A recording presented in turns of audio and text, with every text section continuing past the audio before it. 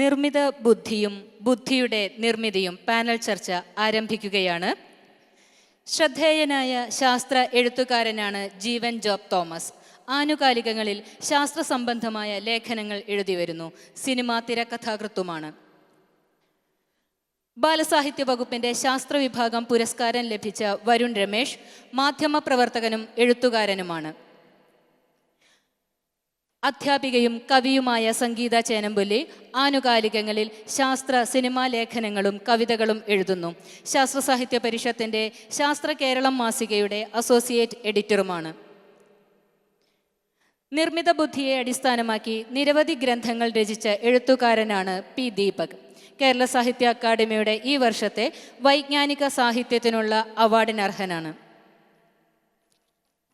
Bhabha atomic research സെന്ററിലെ മുൻ ആണവ ശാസ്ത്രജ്ഞനായ സുരേഷ് കോഡൂർ സാങ്കേതിക വിദഗ്ധൻ, ഗവേഷകൻ, ഗ്രന്ഥകാരൻ എന്നീ നിരകളിൽ പ്രശസ്തനാണ്. നിർമ്മിത ബുദ്ധി അധികരിച്ച് പുസ്തകങ്ങൾ പ്രസിദ്ധീകരിക്കുകയും ഗവേഷണങ്ങൾ നടത്തുകയും ചെയ്യുന്ന വ്യക്തിയാണ് ഉമാ കാട്ടിൽ സദാശിവൻ.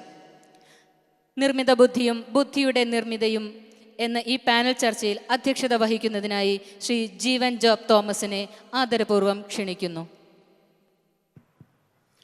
എല്ലാവർക്കും ഈ ചർച്ചയിലേക്ക് സ്വാഗതം.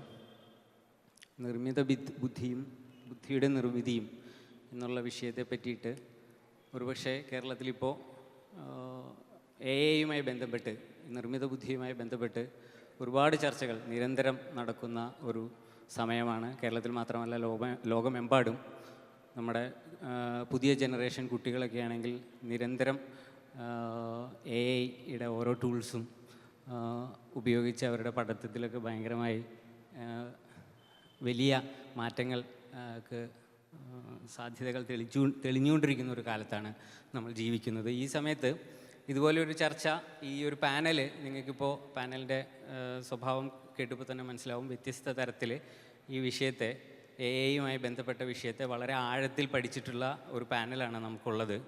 അപ്പോൾ ആ പാനലിനെ ലേക്ക് പോകുന്നതിന് മുമ്പ് ഞാൻ എൻ്റെ ഒരു കാഴ്ചപ്പാട്, ഈ AI ബന്ധപ്പെട്ട എൻ്റെ ഒരു ചെറിയ കാഴ്ചപ്പാട് അവതരിപ്പിച്ചിട്ട് ഞാൻ ഇവരിലേക്ക് പോയിക്കൊള്ളാം. AI പറ്റിയിട്ട് ഉള്ള ചില പഠനങ്ങൾ കാണുമ്പോൾ അടുത്ത കാലത്ത് ഞാൻ പെട്ടെന്ന് ഓർത്ത ഒരു സിനിമ ഉണ്ട്. 2009 ഒക്കെ പുറത്തിറങ്ങിയ സാം റൈമി എന്ന് പറയുന്ന വിഖ്യാത ഹോളിവുഡ് സംവിധായകൻ സംവിധാനം ചെയ്ത ഡ്രാഗ് മീ ടു ഹെൽ എന്ന് പറഞ്ഞൊരു സിനിമ. ആ സിനിമ AI ആയിട്ട് ബന്ധപ്പെട്ട സിനിമയൊന്നുമല്ല, ഒരു ഹൊറർ സിനിമയാണ്. അതിലൊരു ബാങ്ക് ഉദ്യോഗസ്ഥയാണ് അതിൽ നായിക. ക്രിസ്റ്റീൻ എന്ന് പറഞ്ഞൊരു ബാങ്ക് ഉദ്യോഗസ്ഥ ഒരു ദിവസം അവരുടെ ഡെസ്കിൽ പോയിരിക്കുമ്പോൾ അവരുടെ മുമ്പിൽ ഒരു വൃദ്ധയായ സ്ത്രീ വന്നിരിക്കുകയാണ്. വൃദ്ധയായ ഒരു റൊമാനി സ്ത്രീയാണ്. ജിപ്സി കൾച്ചറിൽ നിന്ന് അമേരിക്കയിൽ സെറ്റിലായ, കാലിഫോർണിയയിൽ സെറ്റിലായ ഒരു റൊമാനി സ്ത്രീ വന്നിട്ട് ഈ ക്രിസ്റ്റീനോട് പറയുവാണ്, എൻ്റെ ബാങ്ക് ലോൺ കുറേ അടവ് മുടങ്ങിക്കിടക്കുവാണ്, അപ്പോൾ അതിൻ്റെ തീയതി ആയിട്ടുണ്ട്, ആ തീയതി ഒന്ന് മാറ്റിത്തരണം എന്ന് പറയുകയാണ്. ആ തീയതി മാറ്റി തന്നാൽ എനിക്ക് വലിയ ഉപകാരമായിരുന്നു. കാരണം എൻ്റെ കയ്യിൽ പൈസ ഇല്ല. ഇപ്പോൾ ഞാനാണെങ്കിൽ കാലങ്ങളായിട്ട് പണിയെടുത്തുണ്ടാക്കിയ എൻ്റെ വീട്, ആ ലോൺ മുടങ്ങിക്കഴിഞ്ഞ് കഴിഞ്ഞാൽ നഷ്ടപ്പെട്ടു പോകും, ബാങ്ക് ജപ്തി ചെയ്തു പോകും. അപ്പോൾ നിങ്ങൾ ദയവ് ചെയ്ത് അതിനൊരു ആ ഡേറ്റ് ഒന്ന് മാറ്റിത്തരണം എന്ന് പറയാനായിട്ട് വരുവാണ്. ഞാൻ അവർ വൃദ്ധയാണ്, അവർക്ക് വേറെ ആരുമില്ല, കഷ്ടപ്പാടൊക്കെ പറയുകയാണ് ഈ സ്ത്രീയുടെ അടുത്ത്, നായികയുടെ അടുത്ത്. പക്ഷേ നായികയുടെ പ്രശ്നം എന്താണെന്ന് വെച്ച് കഴിഞ്ഞാൽ നായികയുടെ പ്രമോഷൻ ബ്ലോക്കായിട്ടിരിക്കുമായിരുന്നു. അപ്പോൾ അവർ പ്രമോഷൻ ബ്ലോക്കായിട്ടിരിക്കുന്നുണ്ട്, ബോസ് പ്രമോഷൻ കൊടുക്കുന്നില്ല, നിങ്ങളുടെ പെർഫോമൻസ് മോശമാണെന്ന് പറഞ്ഞിരിക്കുന്ന സമയമായതുകൊണ്ട് ഇവർക്ക് ഇത് ചെയ്യാൻ പറ്റുന്നില്ല. അപ്പോൾ അവർ പറയില്ല, സമ്മതിക്കില്ല, ഡേറ്റ് മാറ്റാൻ പറ്റില്ല, ഞാൻ കുറച്ചുകൂടെ സ്ട്രിക്റ്റ് ആവണമെന്ന് അവർ സ്വയം വിചാരിച്ചിരുന്ന മൊമെൻറ്റിലാണ് ഈ സ്ത്രീ വന്നത്. അപ്പോൾ ഇല്ല, പറ്റില്ല എന്ന് പറഞ്ഞിട്ട് അവർ ഒഴിവാക്കുമ്പോൾ അതോടുകൂടി ഈ സ്ത്രീ ഭയങ്കര രൂക്ഷമായിട്ട് പ്രതികരിക്കുക. എനിക്ക് എൻ്റെ ജീവിതം നഷ്ടപ്പെടും, ഞാൻ ഇത്രയും വയസ്സായ ഒരു സ്ത്രീ വന്നിട്ട് പറഞ്ഞിട്ട് നിങ്ങൾക്കത് ചെയ്യാൻ പറ്റുന്നില്ലേ എന്ന് ചോദിച്ചിട്ട് അവർ 2 ശാപവാക്കുകൾ പറയും. റൊമാനി ഭാഷയിലുള്ള, ജിപ്സി കൾച്ചറിലുള്ള കുറച്ച് മന്ത്രവാദ ലൈനിലുള്ള ശാപവാക്ക് പറഞ്ഞിട്ട് അവർ ഇറങ്ങിപ്പോകും. പിന്നീട് ഈ ക്രിസ്റ്റീൻ്റെ ജീവിതത്തിലേക്ക് ഭയങ്കര ഹൊറർ നടക്കുന്നതാണ് സിനിമ. അവരുടെ പ്രേതങ്ങളും മോൺസ്റ്റേഴ്സും ഒക്കെ അവരുടെ ഉള്ളിൽ നിന്നൊക്കെ വരുന്നു. അത് വേറെ, അത് വളരെ ഞാനിത് ആലോചിക്കാൻ കാരണം, ഈ ജർമ്മനിയിൽ 2017 മുതൽ ക്ലെവർ ലോൺ എന്ന് പറയുന്ന ഒരു പേരിലുള്ള ഒരു AI ആപ്പ്, ഒരു AI ബാങ്കുകൾ ഇൻസ്റ്റാൾ ചെയ്തിട്ടുണ്ട്. ക്ലെവർ ലോൺ, അതായത് ലോൺ നമ്മൾ ബാങ്കിൽ ലോൺ അപ്ലൈ ചെയ്ത് കഴിഞ്ഞ് കഴിഞ്ഞാൽ ലോൺ കൊടുക്കണോ വേണ്ടിയോ എന്ന് തീരുമാനിക്കുന്നത്. നേരത്തെയൊക്കെ ലോൺ അതിൻ്റെ ഒരു പ്രൊസീജിയർ ഉണ്ടല്ലോ നമ്മുടെയൊക്കെ ബാങ്കുകളിൽ, എങ്ങനെയാണ് ലോൺ കൊടുക്കേണ്ടതെന്ന് നമ്മുടെ പ്രൊഫൈലും നമ്മുടെ ഇതൊക്കെ ആപ്ലിക്കേഷൻസൊക്കെ വാങ്ങിയിട്ട് തീരുമാനം എടുക്കുന്നത് അവിടുത്തെ ജീവനക്കാർ തന്നെയാണ്. പക്ഷേ ആ ജീവനക്കാർ തീരുമാനം എടുക്കുന്നതിലുള്ള പ്രശ്നം, അത് ഇതുപോലെയുള്ള പ്രശ്നങ്ങളാണ്. ഞാൻ ഈ പറഞ്ഞ സിനിമയിൽ പോലെയുള്ള പ്രശ്നമാണ്. ആ പ്രശ്നം പരിഹരിക്കാൻ വേണ്ടിയിട്ട് ക്ലെവർ ലോൺ എന്ന് പറയുന്ന AI ബേസ്ഡ് സിസ്റ്റം ഇൻസ്റ്റാൾ ചെയ്തിട്ടുണ്ട്. അപ്പോൾ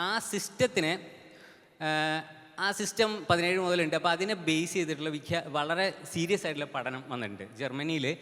ഈ ക്ലെവർ ലോൺ ബാങ്കുകളിൽ ഇൻസ്റ്റാൾ ചെയ്തതിന് ശേഷം എങ്ങനെയാണ് ആൾക്കാർ, അപ്പോൾ ഈ ക്ലെവർ ലോൺ ചെയ്യുന്നത് ആർക്കാണ് ലോൺ കൊടുക്കേണ്ടത് ആർക്കാണ് കൊടുക്കേണ്ടാത്തത് എന്നുള്ളത് അവരാണ് പ്രോസസ്സ് ചെയ്യുന്നത്, മനുഷ്യനല്ല പ്രോസസ്സ് ചെയ്യുന്നത് അത് ഇൻസ്റ്റാൾ ചെയ്തത്. അപ്പോൾ അതിന് ശേഷമുള്ള സിറ്റുവേഷൻസിനെ പറ്റിയിട്ടുള്ള അനാലിസിസ് വളരെ ഡീപ്പറായിട്ടുള്ള അനാലിസിസിന് വിധേയമായിട്ടുണ്ട്. ജീവനക്കാർക്ക് എന്ത് സംഭവിക്കുന്നു, ബാങ്കിൽ ജീവനക്കാർക്ക് എന്ത് സംഭവിക്കുന്നു, ബാങ്കിൽ വരുന്ന ക്ലയൻസിന് എന്ത് സംഭവിക്കുന്നു, ഈ 2 മേഖലയിൽ വിശദമായ പഠനങ്ങൾ നടന്നിട്ടുണ്ട്. അതിനെ പറ്റിയിട്ട് ഒരു ചെറിയ മെൻഷനിങ് മാത്രമാണ് ഞാൻ നടത്തുന്നത്.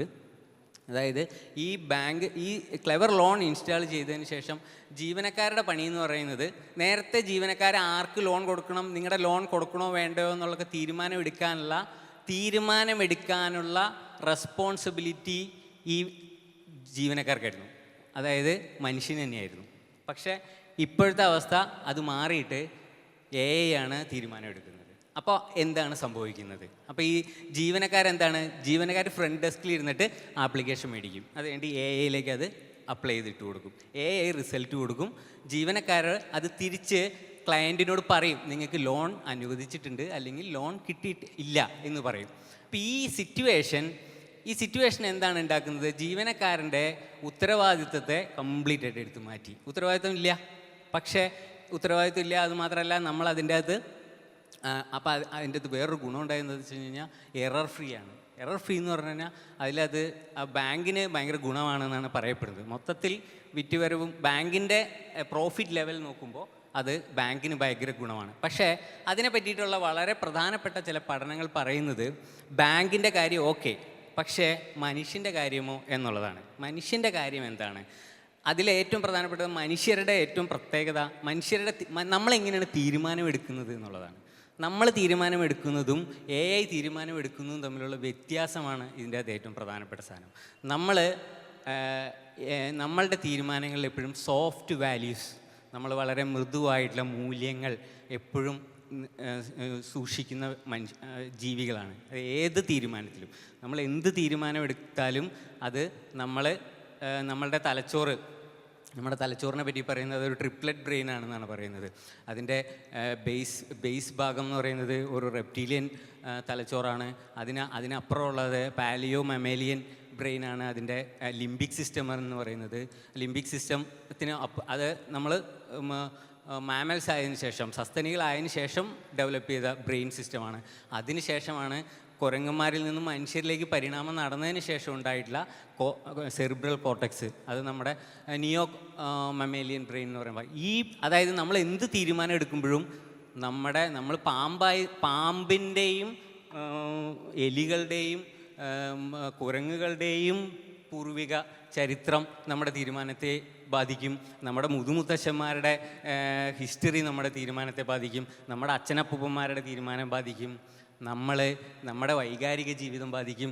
നമ്മൾ ഇന്ന് ഉച്ചയ്ക്ക് ബിരിയാണിയാണോ സാധാരണ വെജിറ്റേറിയൻ മീൽസ് ആണോ കഴിക്കുന്നത് എന്ന് പോലും ബാധിക്കുമെന്നാണ് റോബർട്ട് സാപ്പോൾസ്കി അദ്ദേഹത്തിൻ്റെ വിഖ്യാതമായ ഡിറ്റർമൈൻഡ് എന്ന് പറയുന്ന പുസ്തകത്തിൽ പറയുന്നത്. അപ്പോൾ നമ്മുടെ സോഫ്റ്റ് വാല്യൂസാണ്. ഓരോന്നും നമ്മുടെ സോഫ്റ്റ് വാല്യൂസാണ്. ഈ വാല്യൂസ് നമ്മുടെ സ്നേഹം, നമ്മുടെ വിരോധം, നമ്മുടെ പക, നമ്മുടെ എമ്പതി, നമ്മുടെ കാരുണ്യം, ഇത്തരത്തിലുള്ള ഒരുപാട് വികാരങ്ങൾ നമ്മളെ എല്ലാത്തിനെയും ബാധിക്കും. ഈ വികാരങ്ങളാണ് മനുഷ്യരെ മനുഷ്യരാക്കുന്നതും. അതെന്താ വെച്ച് കഴിഞ്ഞ് കഴിഞ്ഞാൽ വളരെ കാലങ്ങൾക്ക് മുമ്പ് അരിസ്റ്റോട്ടിൽ പറഞ്ഞിട്ടുണ്ട്, നമ്മളുടെ നീഡ്സാണ് നമ്മുടെ വാല്യൂസായി ട്രാൻസ്ഫർ ചെയ്തു വരുന്നത്. നമ്മുടെ ആവശ്യങ്ങൾ എന്ന് പറയുന്നത്, നമ്മുടെ പേഴ്സണൽ നീഡ്സ് എന്ന് പറയുന്നത് ഭക്ഷണവും പാർപ്പിടവും തുടങ്ങിയുള്ള ഭൗതിക ആവശ്യങ്ങൾ മാത്രമല്ല. നമുക്ക് സ്നേഹിക്കപ്പെടണമെന്നുള്ളത് നമ്മുടെ ആവശ്യമാണ്, നമുക്ക് അറിവ് ഉണ്ടാക്കണമെന്നുള്ളത് നമ്മുടെ ആവശ്യമാണ്, നമുക്ക് കാരുണ്യം അങ്ങോട്ട് കൊടുക്കണമെന്നും കാരുണ്യം നേടണമെന്നും നമ്മുടെ ആവശ്യമാണ്, പക നമ്മുടെ ആവശ്യമാണ്. ഈ ആവശ്യങ്ങളാണ് നമ്മുടെ നീഡ്സ്. ആ നീഡ്സാണ് നമ്മുടെ വാല്യൂസായി മാറുന്നത്. ഈ വാല്യൂസിനെ വെച്ചിട്ടാണ് നമ്മൾ തീരുമാനങ്ങൾ എടുക്കുന്നത്. എന്നാൽ മെഷീൻ തീരുമാനമെടുക്കുന്നത് ഇൻസ്ട്രുമെൻ്റൽ വാല്യൂസാണ്. ഇൻസ്ട്രുമെൻ്റൽ വാല്യൂസ് എന്ന് പറഞ്ഞു കഴിഞ്ഞാൽ 25 × 136 എന്ന് കണക്ക് കൂട്ടാനായിട്ട് ഇന്ത്യയിലായാലും അമേരിക്കയിലായാലും ആഫ്രിക്കയിലായാലും ഒരേ തരത്തിലേ കണക്ക് കൂട്ടാൻ പറ്റുള്ളൂ. എന്നാൽ കാസർഗോട്ടുള്ളൊരു ബാങ്കിലും തൃശ്ശൂരുള്ളൊരു ബാങ്കിലും തിരുവനന്തപുരത്തുള്ളൊരു ബാങ്കിലും ഞാൻ ഈ ആദ്യം പറഞ്ഞ കാലിഫോർണിയയിലെ ബാങ്കിലെ സിസ്റ്റത്തിലെ ഒരു റൊമാനി സ്ത്രീ വന്നിരിക്കുമ്പോൾ ഉണ്ടായ അവസ്ഥ വന്നാൽ തീരുമാനമെടുക്കുന്ന ഓരോ ജീവനക്കാരും അവരവരുടേതായ മൂല്യബോധങ്ങൾക്കനുസരിച്ച് ആ എറേഴ്സിനനുസരിച്ചേ പറ്റുള്ളൂ. അവിടെയാണ് the human vulnerability is the most important factor of human life. Vulnerability എന്ന് പറയുന്നത് നമ്മുടെ ദൗർബല്യം തന്നെയാണ് മനുഷ്യൻ്റെ ഏറ്റവും വലിയ പ്രത്യേകത. ഈ ദൗർബല്യത്തെ മറികടക്കാനാണ് AI ചെയ്യുന്നത്. ഈ AI കൊണ്ട് അവരുടെ ഇൻസ്റ്റാളേഷൻ കൊണ്ട് ഒരു പ്രത്യേക ദൗർബല്യം മറികടക്കും. തെറ്റുണ്ടാവില്ല, തെറ്റുകളെ വളരെ എളുപ്പത്തിൽ പരിഹരിക്കും. പക്ഷേ എന്ത് സംഭവിക്കുമെന്ന് വെച്ച് കഴിഞ്ഞാൽ മനുഷ്യർക്ക് തീരുമാനമെടുക്കാനുള്ള ശേഷി പതിയെ നഷ്ടപ്പെടും. ഒരു കാര്യം മനസ്സിലാക്കേണ്ടത്, ബാങ്കിങ് സിസ്റ്റം എന്ന് പറയുന്നത് ഏകദേശം 13-ാം നൂറ്റാണ്ടിൽ മുതൽ തുടങ്ങിയ ഒരു സിസ്റ്റത്തിൻ്റെ സാധനമാണ് ഇന്ന് നമ്മളിപ്പോൾ കാണുന്ന ബാങ്കിങ് സിസ്റ്റം. അതിനു മുമ്പ് പണം എന്ന് പറയുന്ന ട്രാൻസാക്ഷൻ തുടങ്ങുന്നതിന് മുമ്പ് മനുഷ്യൻ്റെ വാല്യൂ സിസ്റ്റം ഡെവലപ്പ് ചെയ്ത് വന്നത് മുഴുവൻ ഇൻകോർപ്പറേറ്റഡ് ആയിട്ടാണ് ഇന്ന് ഈ ബാങ്കിങ് സിസ്റ്റം നിലനിൽക്കുന്നത്. ഈ ബാങ്കിങ് സിസ്റ്റത്തിൽ നിന്നും നമ്മൾ എടുത്തു കളയുന്നത് സോഫ്റ്റ് വാല്യൂസ് ആണ് എന്ന് പറയുന്നത്. അതായത് നമ്മുടെ ഈ മൃദു മൂല്യങ്ങൾ, നമ്മുടെ മൂല്യവ്യവസ്ഥയെ ഇതിൽ നിന്നും എടുത്തു മാറ്റിയിട്ട് ഇൻസ്ട്രുമെൻ്റൽ ആയിട്ടുള്ള വാല്യൂസിനെ, ഇൻസ്ട്രുമെൻ്റൽ വാല്യൂസ് എന്ന് പറഞ്ഞാൽ മെഷീൻ ലാംഗ്വേജ് ഇൻസ്ട്രുമെൻ്റൽ വാല്യൂസിലാണ്. ആ വാല്യൂസിനെ വെച്ച് നമ്മൾ തീരുമാനമെടുക്കുമ്പോൾ എന്താണ് സംഭവിക്കുന്നതെന്ന് വെച്ച് കഴിഞ്ഞാൽ പവർലെസ്നെസ് എന്ന് പറയും. പവർലെസ്നെസ് എന്ന് പറഞ്ഞു കഴിഞ്ഞാൽ നിങ്ങൾക്ക് നിങ്ങളുടെ ബേസിക് ആയിട്ടുള്ള ശക്തി ശോഷിച്ചു പോവും. നിങ്ങൾക്ക് തീരുമാനമെടുക്കാനുള്ള ശേഷി ഇല്ലാതെയാവും. ആ ശേഷി നിങ്ങൾ ഒരു ഫ്രണ്ട് ഡെസ്കിലെ അങ്ങോട്ട് കൊടുക്കുക ഇങ്ങോട്ട് വാങ്ങുക എന്ന് പറയുന്നതിനപ്പുറം തീരുമാനമെടുക്കാനുള്ള ശേഷി ഇല്ലാതെയാവും. അതേപോലെ തന്നെയാണ് ക്ലയൻറ്റിൻ്റെ അവസ്ഥയും. ഇതിനെ പറ്റിയിട്ടുള്ള ക്ലവർ ലോണുമായി ബന്ധപ്പെട്ട പഠനങ്ങൾ പറയുന്നത് ക്ലയൻറ്റ് പൊതുവെ കൂടുതൽ മുമ്പ് നമുക്ക് ലോൺ നിഷേധിച്ച് കഴിഞ്ഞാൽ ആൾക്കാർ ബഹളം ഉണ്ടാക്കാൻ തുടങ്ങുമായിരുന്നു. പക്ഷേ ഇപ്പോൾ ക്ലവർ ലോൺ വന്നതിന് ശേഷം ബഹളം ഉണ്ടാക്കുന്നില്ല. കാരണം എന്താ വെച്ച് കഴിഞ്ഞാൽ അവർക്കറിയാം ഇത് AI ആണ് ചെയ്യുന്നത്. അപ്പോൾ അതുകൊണ്ട് നമ്മൾ ബഹളം ഉണ്ടാക്കിയിട്ട് കാര്യമില്ല. So the clients are powerless ആണ്. മനുഷ്യൻ്റെ പവറിനെ റെഡ്യൂസ് ചെയ്യുന്ന ഒരു പ്രധാനപ്പെട്ട വസ്തുതയാണ് ഇത് എന്ന് ക്ലവർ ലോണുമായി ബന്ധപ്പെട്ട പഠനങ്ങളിലൂടെ നമുക്ക് കാണാൻ പറ്റും. ആ പഠനങ്ങൾ നിങ്ങൾക്ക് നോക്കാവുന്നതാണ്. അതേപോലെ തന്നെയാണ് പാകിസ്ഥാനിലും ചൈനയിലും വിദ്യാഭ്യാസ വ്യവസ്ഥയിൽ ഇതുപോലെയുള്ള AI വ്യവസ്ഥകൾ, AI സിസ്റ്റംസ് ഇൻകോർപ്പറേറ്റ് ചെയ്തതുകൊണ്ട് തീരുമാനമെടുക്കാനുള്ള കുട്ടികളുടെ ശേഷിയെ എത്രമാത്രം ബാധിച്ചു എന്നുള്ളത് അടുത്ത കാലത്ത് വന്ന വളരെ ഒരു പ്രധാനപ്പെട്ട പഠനമുണ്ട്. ആ പഠനത്തിൽ പറയുന്നത് 56% തീരുമാനമെടുക്കാനുള്ള ശേഷി കുറഞ്ഞു എന്നാണ് പറയുന്നത്. അത് ഞെട്ടിപ്പിക്കുന്ന പഠനമാണ്. അതേപോലെ തന്നെയാണ് അലസത വളരെ കൂടി എന്നുള്ള തരത്തിലുള്ള പഠനം അതുമായിട്ട് ബന്ധപ്പെട്ടിട്ടുണ്ട്. ഇങ്ങനെയുള്ള പഠനങ്ങൾ ഒരുപക്ഷെ ഇപ്പോഴായിരിക്കും കാണുക. പക്ഷെ ഞാൻ വ്യക്തിപരമായിട്ട് വിചാരിക്കുന്നത് ഈ AI എന്ന് പറയുന്നത് മനുഷ്യൻ്റെ ഈ മൂല്യവ്യവസ്ഥയെ നമ്മൾ ദീർഘകാലമായി നമ്മുടെ സിസ്റ്റത്തിലേക്ക്, ഇപ്പോൾ ഫോർ എക്സാമ്പിൾ ബാങ്കിങ് സിസ്റ്റം, നമ്മുടെ എമിഗ്രേഷൻ സിസ്റ്റം, അതുപോലെ തന്നെ വിദ്യാഭ്യാസ വ്യവസ്ഥ തുടങ്ങിയ സിസ്റ്റത്തിലേക്ക് മനുഷ്യത്വത്തെ ഏറ്റവും സൂക്ഷ്മമായി കൈകാര്യം ചെയ്യുന്ന വ്യവസ്ഥിതികളിലേക്ക് നമ്മൾ നമ്മുടെ മൂല്യവ്യവസ്ഥയെ കൂടി ഉൾച്ചേർത്തിട്ടാണ് അത് രൂപപ്പെടുത്തിയത്. ആ വ്യവസ്ഥിതിയിൽ നിന്നും മൂല്യങ്ങളെ പുറത്തെടുത്ത് മാറ്റുന്നത് മനുഷ്യനെ പവർലെസ് ആക്കുകയും ബ്രേവ് ന്യൂ വേൾഡ് എന്ന് പറയുന്ന മഹത്തായ പുസ്തകത്തിൽ ആൾഡസ് എക്സ്ലി വളരെ മുമ്പേ അത് പറഞ്ഞിട്ടുണ്ട്. അവസാനം മനുഷ്യർ എന്താകുമെന്ന് വെച്ച് കഴിഞ്ഞാൽ ഈ AI കൺട്രോൾ ചെയ്യുന്ന കുറച്ച് മനുഷ്യരുണ്ടാവും, വിരലിലെണ്ണാവുന്ന കുറച്ച് മനുഷ്യർ. AI മാത്രമല്ല, ടെക്നോളജിയെ കൺട്രോൾ ചെയ്യുന്ന കുറച്ച് മനുഷ്യർ. ബാക്കിയുള്ള മനുഷ്യർ മുഴുവൻ പവർലെസ് ആക്കും. മറ്റേത് ഇപ്പോഴത്തെ സാഹചര്യത്തിൽ നിങ്ങൾ പവർലെസ് അല്ല. നിങ്ങൾ ഒരു ഭരണാധികാരി ആവണമെന്നില്ല പവർ ഉണ്ടാവാൻ. നിങ്ങൾ നിങ്ങളുടെ വ്യക്തി ജീവിതത്തിൽ പവർ ശേഷിക്കുന്ന മനുഷ്യരാവാം. പക്ഷേ നമ്മളുടെ സാമൂഹിക വ്യവസ്ഥിതിയിൽ നിന്ന് മുഴുവൻ വാല്യൂസിനെ നിഷ്കാസനം ചെയ്ത് കഴിഞ്ഞാൽ നമ്മൾ ഈ പറയുന്ന ബ്രേവ് ന്യൂ വേൾഡിലേക്കുള്ള യാത്ര വളരെ എളുപ്പത്തിൽ സാധ്യമാകും എന്ന് നമുക്ക് കാണാൻ കഴിയും. ഞാൻ ആ തരത്തിലുള്ളൊരു കാഴ്ചപ്പാട് പേറുന്ന ഒരാളാണ്. അതിനപ്പുറമുള്ള കാഴ്ചപ്പാടുകൾ ഇവർക്കുണ്ടാവാൻ ചിലപ്പോൾ എന്നോട് പൂർണ്ണമായും വിയോജിക്കുന്നവരായിരിക്കാം ഇവിടെ ഉണ്ടാവുന്നത്. അപ്പോൾ അതുകൊണ്ട് തന്നെ ഞാൻ എൻ്റെ ആദ്യം ഇത് പറഞ്ഞു എന്ന് മാത്രമേ ഉള്ളൂ. കാരണം ഉറപ്പായിട്ടും എയുടെ ഒരുപാട് ഗുണങ്ങളുണ്ട്, അതിൻ്റെ മഹത്വത്തെ പറ്റി പറയുന്ന ഒരുപാട് ആൾക്കാരുണ്ട്. അത്തരം സെഷൻസൊക്കെ നമുക്ക് കേൾക്കാം. ഞാൻ ആദ്യം എൻ്റെ അഭിപ്രായം പറഞ്ഞു എന്ന് മാത്രമേ ഉള്ളൂ. ഞാൻ സുരേഷ് കോഡൂർ, അദ്ദേഹം ഒരു സയൻറ്റിസ്റ്റ് കൂടിയാണ്, അദ്ദേഹം ഈ മേഖലയിൽ ഒരുപാട് വർക്ക് ചെയ്തിട്ടുള്ള അദ്ദേഹത്തിൻ്റെ അഭിപ്രായത്തിനായിട്ട് നമുക്ക് ശ്രവിക്കാം. നന്ദി ജീവൻ. നമസ്കാരം, ഞാൻ സുരേഷ് കോഡൂർ. സാധാരണ സാഹിത്യ സമ്മേളനങ്ങളിലെ സർഗസാഹിത്യവുമായി ബന്ധപ്പെട്ടിട്ടുള്ള വിഷയത്തിൽ നിന്ന് അല്പം വ്യത്യസ്തമാണ് നമ്മുടെ ഈ സെഷൻ.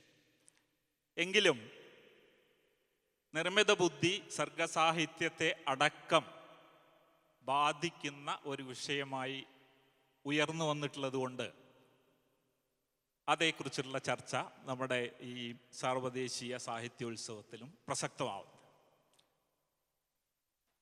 നിർമ്മിത ബുദ്ധി എന്നുള്ളത് നമുക്കറിയാം, നമ്മളുടെ ജീവിത വ്യാപാരങ്ങളെ, അതിൻ്റെ വിവിധ തലങ്ങളെയൊക്കെ ഗണ്യമായി സ്വാധീനിക്കുന്ന ഒരു സാങ്കേതിക വിദ്യയായി വികസിച്ച് വന്നിട്ടുണ്ട് കഴിഞ്ഞ ഏതാനും വർഷങ്ങൾക്കുള്ളിൽ.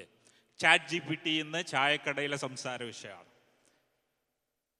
അത് ഒരുപാട് മേഖലകളെ സ്വാധീനിക്കുന്ന ഒരു സാങ്കേതിക വിദ്യയായി ഉയർന്നു വന്നിട്ടുണ്ട്.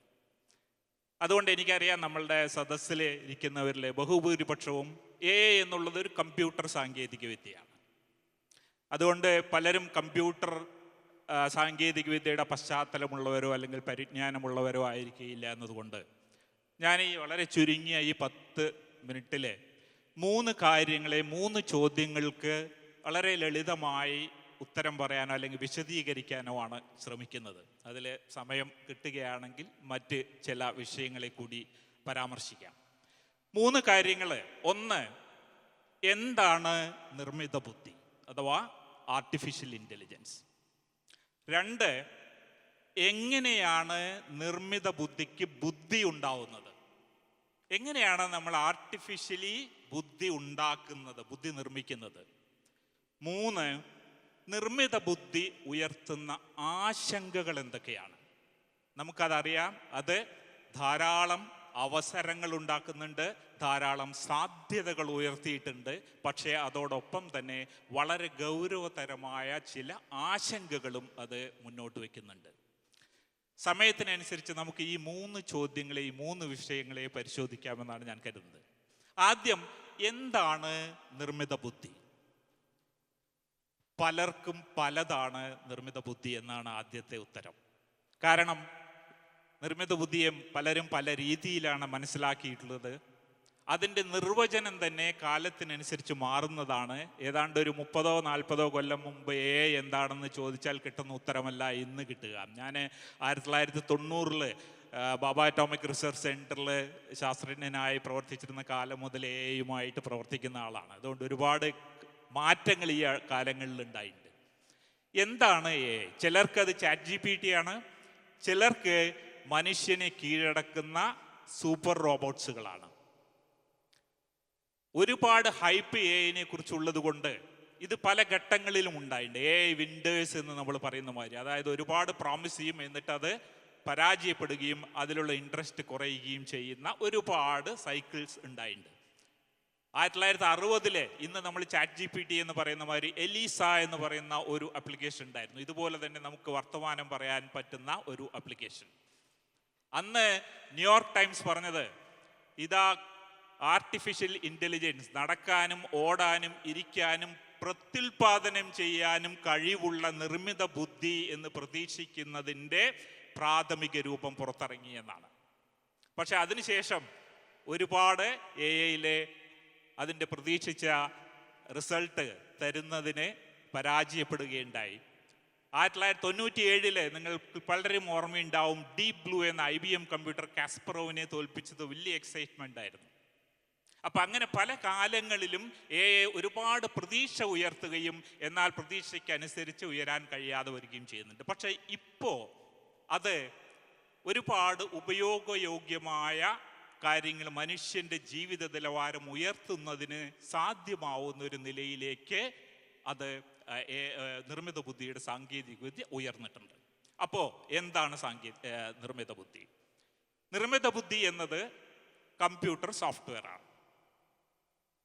അപ്പോൾ എല്ലാ കമ്പ്യൂട്ടർ സോഫ്റ്റ്വെയറും AI ആണോ? അല്ല. എന്തിനുള്ള സോഫ്റ്റ്വെയർ ആണ് AI?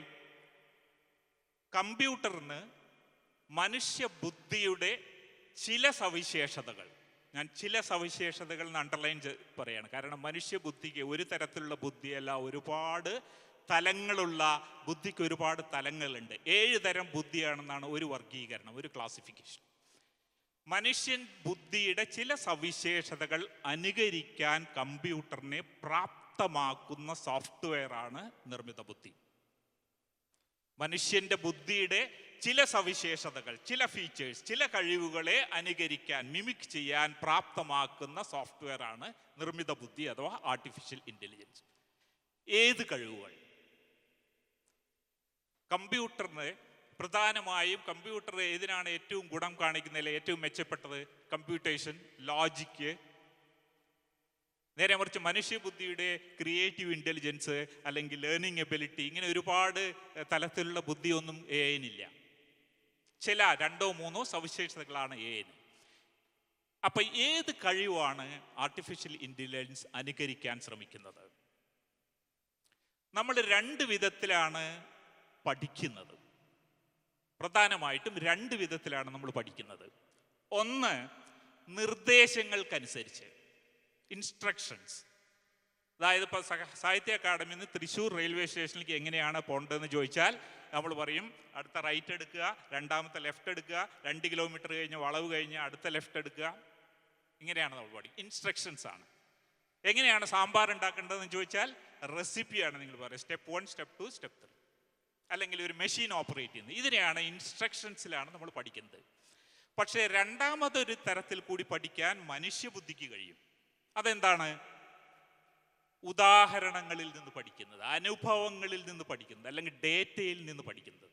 ഉദാഹരണത്തിന് പൂച്ചയെയോ പട്ടിയെയോ കാക്കയെയോ കോഴിയെയോ, അല്ലെങ്കിൽ വേണ്ട, കോഴി എന്നുള്ളത് വാക്ക് ഞാൻ ഉപയോഗിക്കുന്നില്ല, തെറ്റിദ്ധാരണ വരുത്തും, അല്ലെങ്കിൽ വിഷയം മാറും.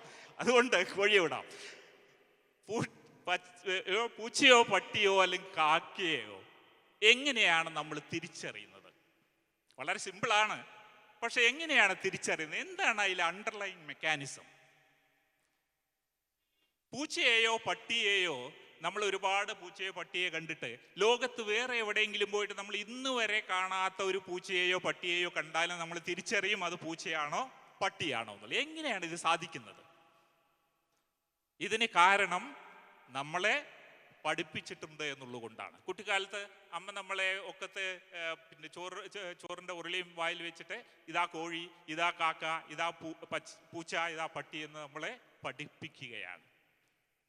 പക്ഷേ നമ്മൾ വീട്ടിൻ്റെ മുറ്റത്ത് കണ്ട പൂച്ചയെ പട്ടിയൊന്നും അല്ലെങ്കിലും അമേരിക്കയിൽ ജോലിക്ക് പോകുന്ന ആൾ അവിടെ പട്ടിയെ കണ്ടാലും പട്ടിയാന്ന് തിരിച്ചറിയുന്നുണ്ട്. അതിന് ഇതുവരെ കണ്ടിട്ടേ ഇല്ല. എങ്ങനെയാണ് അത് സാധിക്കുന്നത്? അതിന് കാരണം ഒരുപാട് തരം പൂച്ചകളെയോ പട്ടികളെയോ കണ്ട് നമ്മളെ പഠിപ്പിച്ചിട്ടുള്ളത് കൊണ്ട് നമ്മുടെ തലച്ചോറ് യഥാർത്ഥത്തിൽ ആ പൂച്ചകളെയും പട്ടികളെയും ശേഖരിച്ചു വെക്കുകയല്ല, ഓർമ്മിച്ചു വെക്കുകയല്ല ചെയ്യുന്നത്. പിന്നെയോ ഇവയുടെ പൊതുവായ സവിശേഷതകളെ, പൊതുവായ ഫീച്ചേഴ്സിനെ, പൊതുവായ പാറ്റേണിനെയാണ് നമ്മുടെ തലച്ചോറ് ശേഖരിച്ചു വെക്കുന്നത്. അതുകൊണ്ടാണ് ആ സവിശേഷതകളുമായി മാച്ചിങ് ആയിട്ടുള്ള വസ്തുക്കളെ കാണുമ്പോൾ നമുക്ക് തിരിച്ചറിയാൻ പറ്റുന്നത്. അതായത് അനുഭവങ്ങളിൽ നിന്ന്, ഉദാഹരണങ്ങളിൽ നിന്ന്, അല്ലെങ്കിൽ ഡേറ്റയിൽ നിന്ന് പഠിക്കാനുള്ള കഴിവ് രണ്ടാമത്തെ രീതി മനുഷ്യബുദ്ധിക്കുണ്ട്. പക്ഷെ കമ്പ്യൂട്ടറിന് ഇത് കഴിയില്ല. കമ്പ്യൂട്ടർ ഈ ആദ്യം പറഞ്ഞ നിർദ്ദേശങ്ങൾക്കനുസരിച്ചാണ് പ്രവർത്തിക്കുന്നതിന് മാത്രമേ അതിന് കഴിയൂ. ആ നിർദ്ദേശത്തെയാണ് നമ്മൾ കമ്പ്യൂട്ടർ പ്രോഗ്രാം അല്ലെങ്കിൽ കമ്പ്യൂട്ടർ സോഫ്റ്റ്വെയർ എന്ന് പറയുന്നത്. നിർമ്മിത ബുദ്ധി വന്നതോടുകൂടി കമ്പ്യൂട്ടറിന് ഈ രണ്ടാമത്തെ രീതിയിൽ പഠിക്കുന്നതിലുള്ള കഴിവ് ലഭിക്കുന്നു. അത് ലഭിക്കുന്നതോടെ ഇന്ന് മനുഷ്യന് അസാധ്യമായിരുന്ന പലതും കമ്പ്യൂട്ടറിന് ചെയ്യാൻ കഴിയുന്നു. അതുകൊണ്ടാണ് നിർമ്മിത ബുദ്ധി ഇത്ര വിപ്ലവകരമായൊരു സാങ്കേതിക വിദ്യയായി മാറുന്നത്. അനുഭവങ്ങളിൽ നിന്ന്, ഡേറ്റയിൽ നിന്ന്, ഉദാഹരണങ്ങളിൽ നിന്ന് പഠിക്കാനുള്ള കമ്പ്യൂട്ടറിനെ പ്രാപ്തമാക്കുകയാണ് ആർട്ടിഫിഷ്യൽ ഇൻ്റലിജൻസ് അഥവാ നിർമ്മിത ബുദ്ധി. അപ്പോൾ ഈ പ്രാപ്തമാക്കുന്ന, ഈ കഴിവ് കൊടുക്കുന്ന സാങ്കേതിക വിദ്യയാണ് നിർമ്മിത ബുദ്ധി അഥവാ AI കമ്പ്യൂട്ടർ സോഫ്റ്റ്വെയർ. നമ്മളെ 2-3 ടോപ്പിക് ഇവിടെ ബാക്കി നിൽക്കുകയാണ്. 10 മിനിറ്റ് ഏതാണ്ട് ആയതുകൊണ്ട് അടുത്ത റൗണ്ട് നമുക്ക് സമയം കിട്ടുകയാണെങ്കിൽ ഞാൻ അതിലേക്ക് കിടക്കാം. നന്ദി. അടുത്തതായി നമ്മളോട് സംസാരിക്കാനായിട്ട് ശ്രീ പി ദീപക് ഇവിടെയുണ്ട്. അദ്ദേഹത്തിൻ്റെ സാഹിത്യ അക്കാദമിയുടെ ഈ വർഷത്തെ വൈജ്ഞാനിക സാഹിത്യത്തിനുള്ള അവാർഡ് തന്നെ AI ബന്ധപ്പെട്ട പുസ്തകത്തിനായിരുന്നു. അദ്ദേഹത്തിൻ്റെ അഭിപ്രായം നമുക്ക് കേൾക്കാം.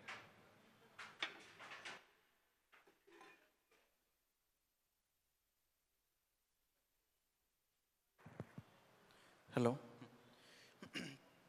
ഇപ്പം ഞാൻ നിർമ്മിത ബുദ്ധിയെക്കുറിച്ച് തന്നെ കുറച്ച് കാര്യങ്ങൾ പറയാമെന്ന് വിചാരിക്കുന്നു. ഞാൻ ആദ്യം ഈ പാനൽ ഇതിൻ്റെ ടൈറ്റിൽ കണ്ടപ്പോൾ നിർമ്മിത ബുദ്ധിയും ബുദ്ധിയുടെ നിർമ്മിതിയും എന്നുള്ളതാണ് ഇതിൻ്റെ ടൈറ്റിൽ.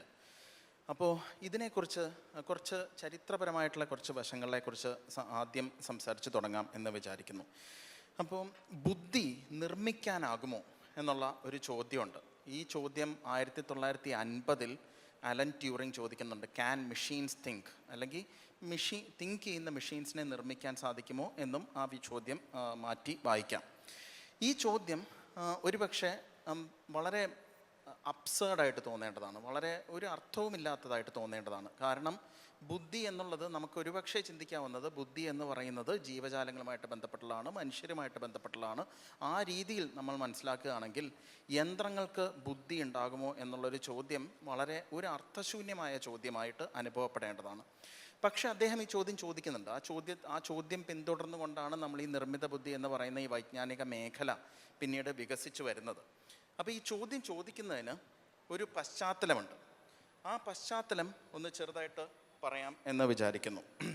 അപ്പോൾ ഈ പശ്ചാത്തലമായിട്ടുള്ളത് പൊതുവിൽ കഴിഞ്ഞ ഏതാണ്ട് 3-4 നൂറ്റാണ്ടുകളായിട്ട് വികസിച്ചു വന്ന പാശ്ചാത്യ ദർശനം അല്ലെങ്കിൽ തത്വചിന്തയിൽ നിന്ന് നമുക്ക് പല മേഖലകളിലായിട്ട് വായിച്ചെടുക്കാൻ സാധിക്കും.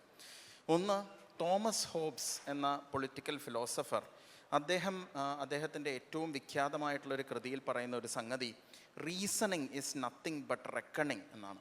എന്ന് വെച്ചാൽ മനുഷ്യൻ്റെ ചിന്ത, റീസണിങ് എന്നുള്ളത് ഒരു റെക്കണിങ് എന്ന് പറയുന്നത് കൊണ്ട് ഉദ്ദേശിക്കുന്നത് വളരെ ലളിതമായിട്ടുള്ള ഗണിത പ്രക്രിയകളാണ്, അഡീഷൻ, സബ്ട്രാക്ഷൻ, ഇതുപോലുള്ള കാര്യങ്ങൾ. അപ്പോൾ റീസണിങ്, മനുഷ്യൻ്റെ ചിന്ത എന്ന് പറയുന്നത് കേവലം റെക്കണിങ് ആണ്, കേവലം ഗണിത യുക്തിയാണ് എന്ന് അദ്ദേഹം പറയുന്നുണ്ട്. അതിനു മുമ്പ് റെനെ ദെക്കാർത്ത് എന്ന് പറയുന്ന ഒരു തത്വചിന്തകൻ, അദ്ദേഹം പറയുന്നത് മൈൻഡ് ബോഡി ഡ്യുവലിസം എന്നൊരു സംഗതി അദ്ദേഹം മുന്നോട്ട് വയ്ക്കുന്നുണ്ട്. അതായത് മനുഷ്യൻ്റെ ചിന്ത വസിക്കുന്നത്, മനുഷ്യൻ്റെ ചിന്തയുടെ ഉറവിടം എന്ന് പറയുന്നത് മസ്തിഷ്കമാണ്. ബാക്കി ശരീരത്തിൻ്റെ മറ്റു ഭാഗങ്ങൾക്ക് അങ്ങനെ ചിന്തയുമായിട്ട് അത്ര വലിയൊരു ബന്ധം ഇല്ല എന്നുള്ളത്. മനുഷ്യനെ തന്നെ ശ്രേണീകരിക്കുകയാണ്, രണ്ടായിട്ട് വിഭജിക്കുന്നു, മൈൻഡും ബോഡിയും, അതിലൊരു ശ്രേണീകരണമുണ്ട്. അപ്പോൾ മനുഷ്യൻ്റെ ചിന്തയെ മസ്തിഷ്കത്തിലേക്ക് ചുരുക്കുകയും മസ്തിഷ്കത്തിൻ്റെ ചിന്തയെ ഗണിതയുക്തിയായിട്ട് കാണിക്കുകയും ആണ് ഇവിടെ ചെയ്യുന്നത്. അപ്പോൾ ഇത് കഴിഞ്ഞിട്ട് വരുന്ന കുറേ പേര്, ഇപ്പോൾ ലീപ്നിറ്റ്സ് എന്നൊക്കെ പറയുന്ന ഒരാളുണ്ട്. അപ്പോൾ അദ്ദേഹം ഇതുപോലെ തന്നെ പറയുന്നുണ്ട്. എന്ന് വെച്ചാൽ ഗണിതയുക്തിയാണ് മനുഷ്യൻ്റെ ചിന്ത, വളരെ സിമ്പിളായിട്ടുള്ള ഗണിത പ്രക്രിയകളിലൂടെയാണ് മനുഷ്യൻ ചിന്തിക്കുന്നത് എന്ന് അദ്ദേഹം പറയുന്നുണ്ട്. അപ്പോൾ ഇത് ശരിക്കും പറഞ്ഞാൽ ഇത് നമുക്ക് കേൾക്കുമ്പോൾ തന്നെ ഒരു അരോചകമായിട്ട് തോന്നേണ്ടുന്ന കാര്യമാണ്. മനുഷ്യൻ അങ്ങനെയല്ലല്ലോ ചിന്തിക്കുന്നത്. മനുഷ്യൻ ഗണിതയുക്തി പ്രകാരം ചിന്തിക്കുകയാണെന്നുണ്ടെങ്കിൽ ഗണിതം എല്ലാവർക്കും ഒന്ന് തന്നെയാണ്. പക്ഷേ അതേസമയം മനുഷ്യർ തമ്മിൽ വലിയ തോതിലുള്ള അഭിപ്രായ വ്യത്യാസങ്ങൾ ഉണ്ടാകുന്നു. ഈ അഭിപ്രായ വ്യത്യാസങ്ങൾ എങ്ങനെ ഉണ്ടാവുക? മനുഷ്യരെല്ലാവരും ഗണിതയുക്തിയാണ് ഉപയോഗിക്കുന്നതെങ്കിൽ അഭിപ്രായ വ്യത്യാസം ഉണ്ടാവേണ്ട കാര്യമില്ല.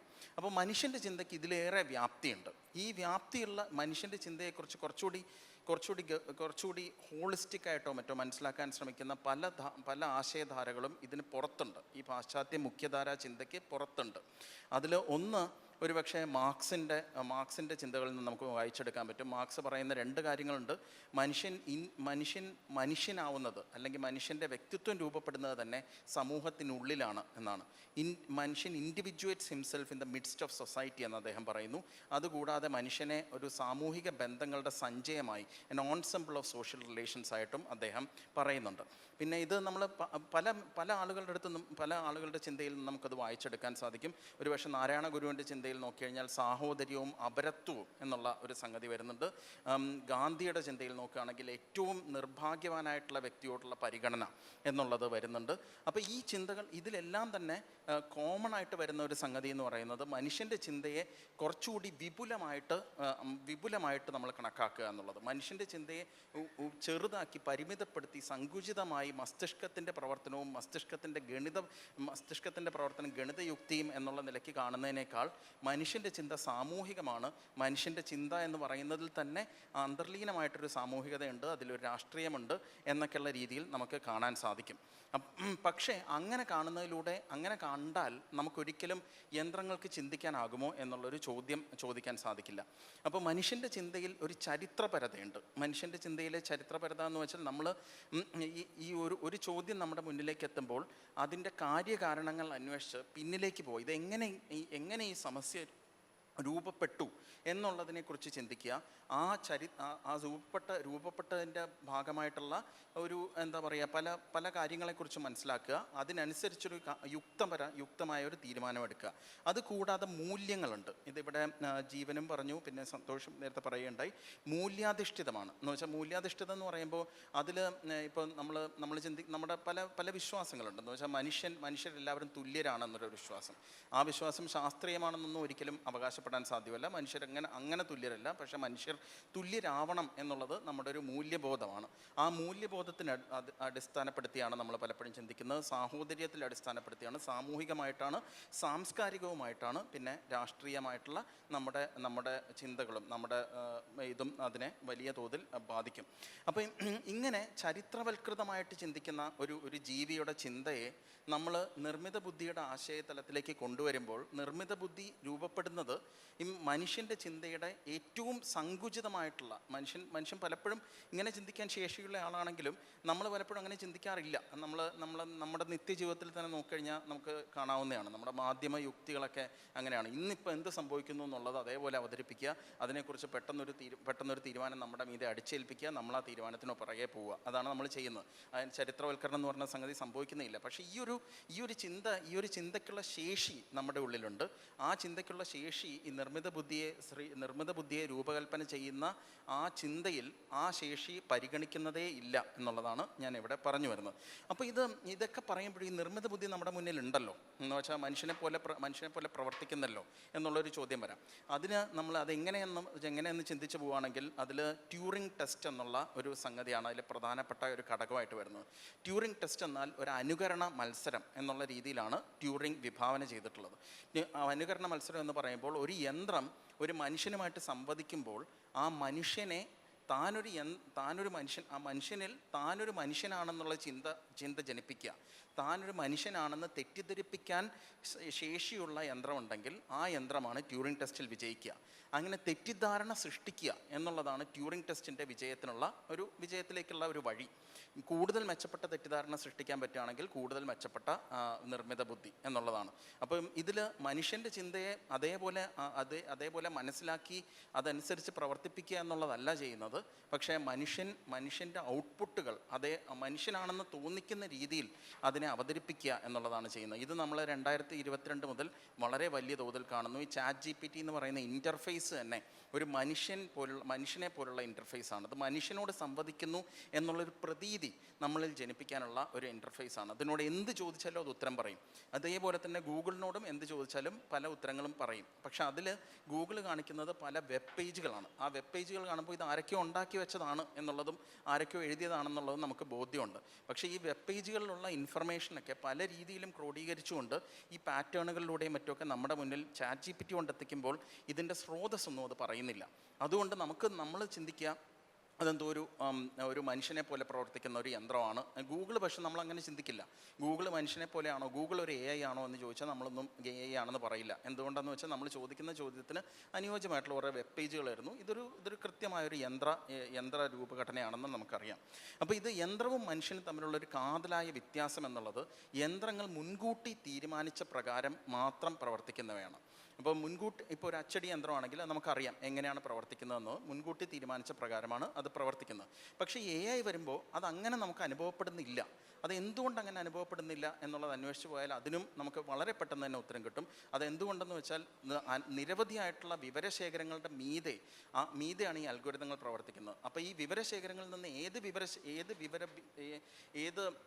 ഏത് വിവരങ്ങളാണ് എടുത്ത് പ്രകാശിപ്പിക്കേണ്ടത് എന്നുള്ളത്, ഏത് വിവരങ്ങളാണ് നമ്മളെ മുന്നിലേക്ക് എത്തിക്കേണ്ടതെന്നുള്ളത് അത് തീരുമാനിക്കുന്നു. അതൊരു സങ്കീർണ്ണ യുക്തിയിലൂടെ തീരുമാനിക്കുന്നു. അതിൻ്റെ സങ്കീർണ്ണ യുക്തികൾ ഉള്ളതുകൊണ്ടും വലിയ തോതിൽ വലിയ വൈവിധ്യമുള്ള നമ്മൾ തന്നെ സൃഷ്ടിച്ച വിവരശേഖരങ്ങൾ ഉള്ളതുകൊണ്ടും അത് എവിടുന്ന് കിട്ടി എന്നുള്ളത് നമുക്ക് വ്യക്തമാകാത്തതുകൊണ്ട് നമുക്കതൊരു മാജിക്കായിട്ട് അനുഭവപ്പെടുന്നു. ഇത് ഈ AI നിർമ്മിച്ച അല്ലെങ്കിൽ എയുടെ ഏറ്റവും ആദ്യത്തെ ഒരു കോൺഫറൻസ് ആയിട്ട് ഡാർട്ട്മൗത്ത് കോൺഫറൻസ് എന്ന് പറയുന്നൊരു കോൺഫറൻസ് പറയുന്നുണ്ട്. അതിൽ പങ്കെടുത്ത ഒരാൾ പറയുന്നുണ്ട്, നിങ്ങൾ പ്രക്രിയ പറഞ്ഞില്ലെന്നുണ്ടെങ്കിൽ ഇത് മായാജാലം പോലെ തോന്നും എന്നുള്ള ഒരു സംഗതി. അത് അദ്ദേഹം ഒരു നിരീക്ഷണം എന്നുള്ള നിലയ്ക്ക് പറയുന്നുണ്ട്. അത് ഈ നമ്മുടെ മാജിക്കിൻ്റെ കാര്യത്തിൽ അത് വ്യക്തമാണെന്ന് വെച്ചാൽ നമുക്ക് മാജിക് കണ്ടു കഴിഞ്ഞാൽ മാജിക്കാണെന്ന് തോന്നും. പക്ഷെ അതൊക്കെ സംഗതി എന്താണെന്ന്, സംഗതിയുടെ അകമയുള്ള പ്രക്രിയ മനസ്സിലാക്കി കഴിഞ്ഞാൽ അത് മാജിക്കാണെന്ന് തോന്നില്ല.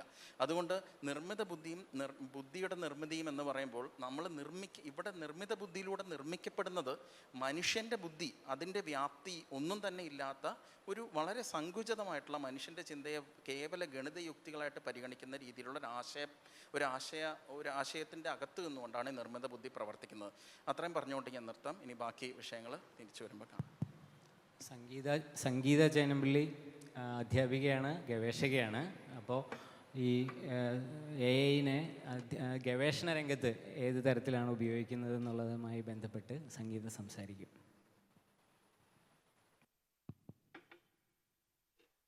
AI-യുടെ ചില സാമൂഹികമായ പ്രശ്നങ്ങളും പരിമിതികളും എങ്ങനെയാണ് അത് ഇമോഷൻസിനെയൊക്കെ റീപ്ലേസ് ചെയ്യുമ്പോൾ ഉണ്ടാകുന്ന പ്രശ്നങ്ങളൊക്കെയാണ് സൂചിപ്പിച്ചത്. ഞാൻ കുറച്ച് അതിൻ്റെ ഉപയോഗങ്ങളുടെ വശമാണ് കുറച്ച് കാര്യങ്ങൾ പറയാൻ ആഗ്രഹിക്കുന്നത്, സയൻസ് ചെയ്തുകൊണ്ടിരിക്കുന്ന ഒരാളെന്നുള്ള നിലയ്ക്ക്. അപ്പോൾ പുതിയ വസ്തുക്കൾ കണ്ടുപിടിക്കുക, പുതിയ കാര്യങ്ങൾ നിർമ്മിക്കുക എന്നുള്ളത് സയൻസിൻ്റെ ഒരു സ്വഭാവമാണ്. അപ്പോൾ ഇതിനെ വലിയ തോതിൽ തന്നെ AI മാറ്റിമറിച്ചുകൊണ്ടിരിക്കുന്നുണ്ട്. ഇപ്പോൾ ഉദാഹരണത്തിന് മരുന്ന് ഗവേഷണമായാലും മെറ്റീരിയൽ സയൻസിൽ പുതിയ വസ്തുക്കൾ നിർമ്മിക്കുന്നതായാലും നമ്മുടെ ശരീരത്തിനകത്തുള്ള പ്രോട്ടീൻ ഘടനകളെക്കുറിച്ച് പഠിക്കുകയും പുതിയ പ്രോട്ടീനുകളെ നിർമ്മിക്കുകയും പുതിയ ആൻറ്റിബോഡി മരുന്നുകൾ നിർമ്മിക്കുകയും ചെയ്യുന്ന കാര്യത്തിൽ AI സഹായിക്കുന്നുണ്ട് പലതരത്തിൽ.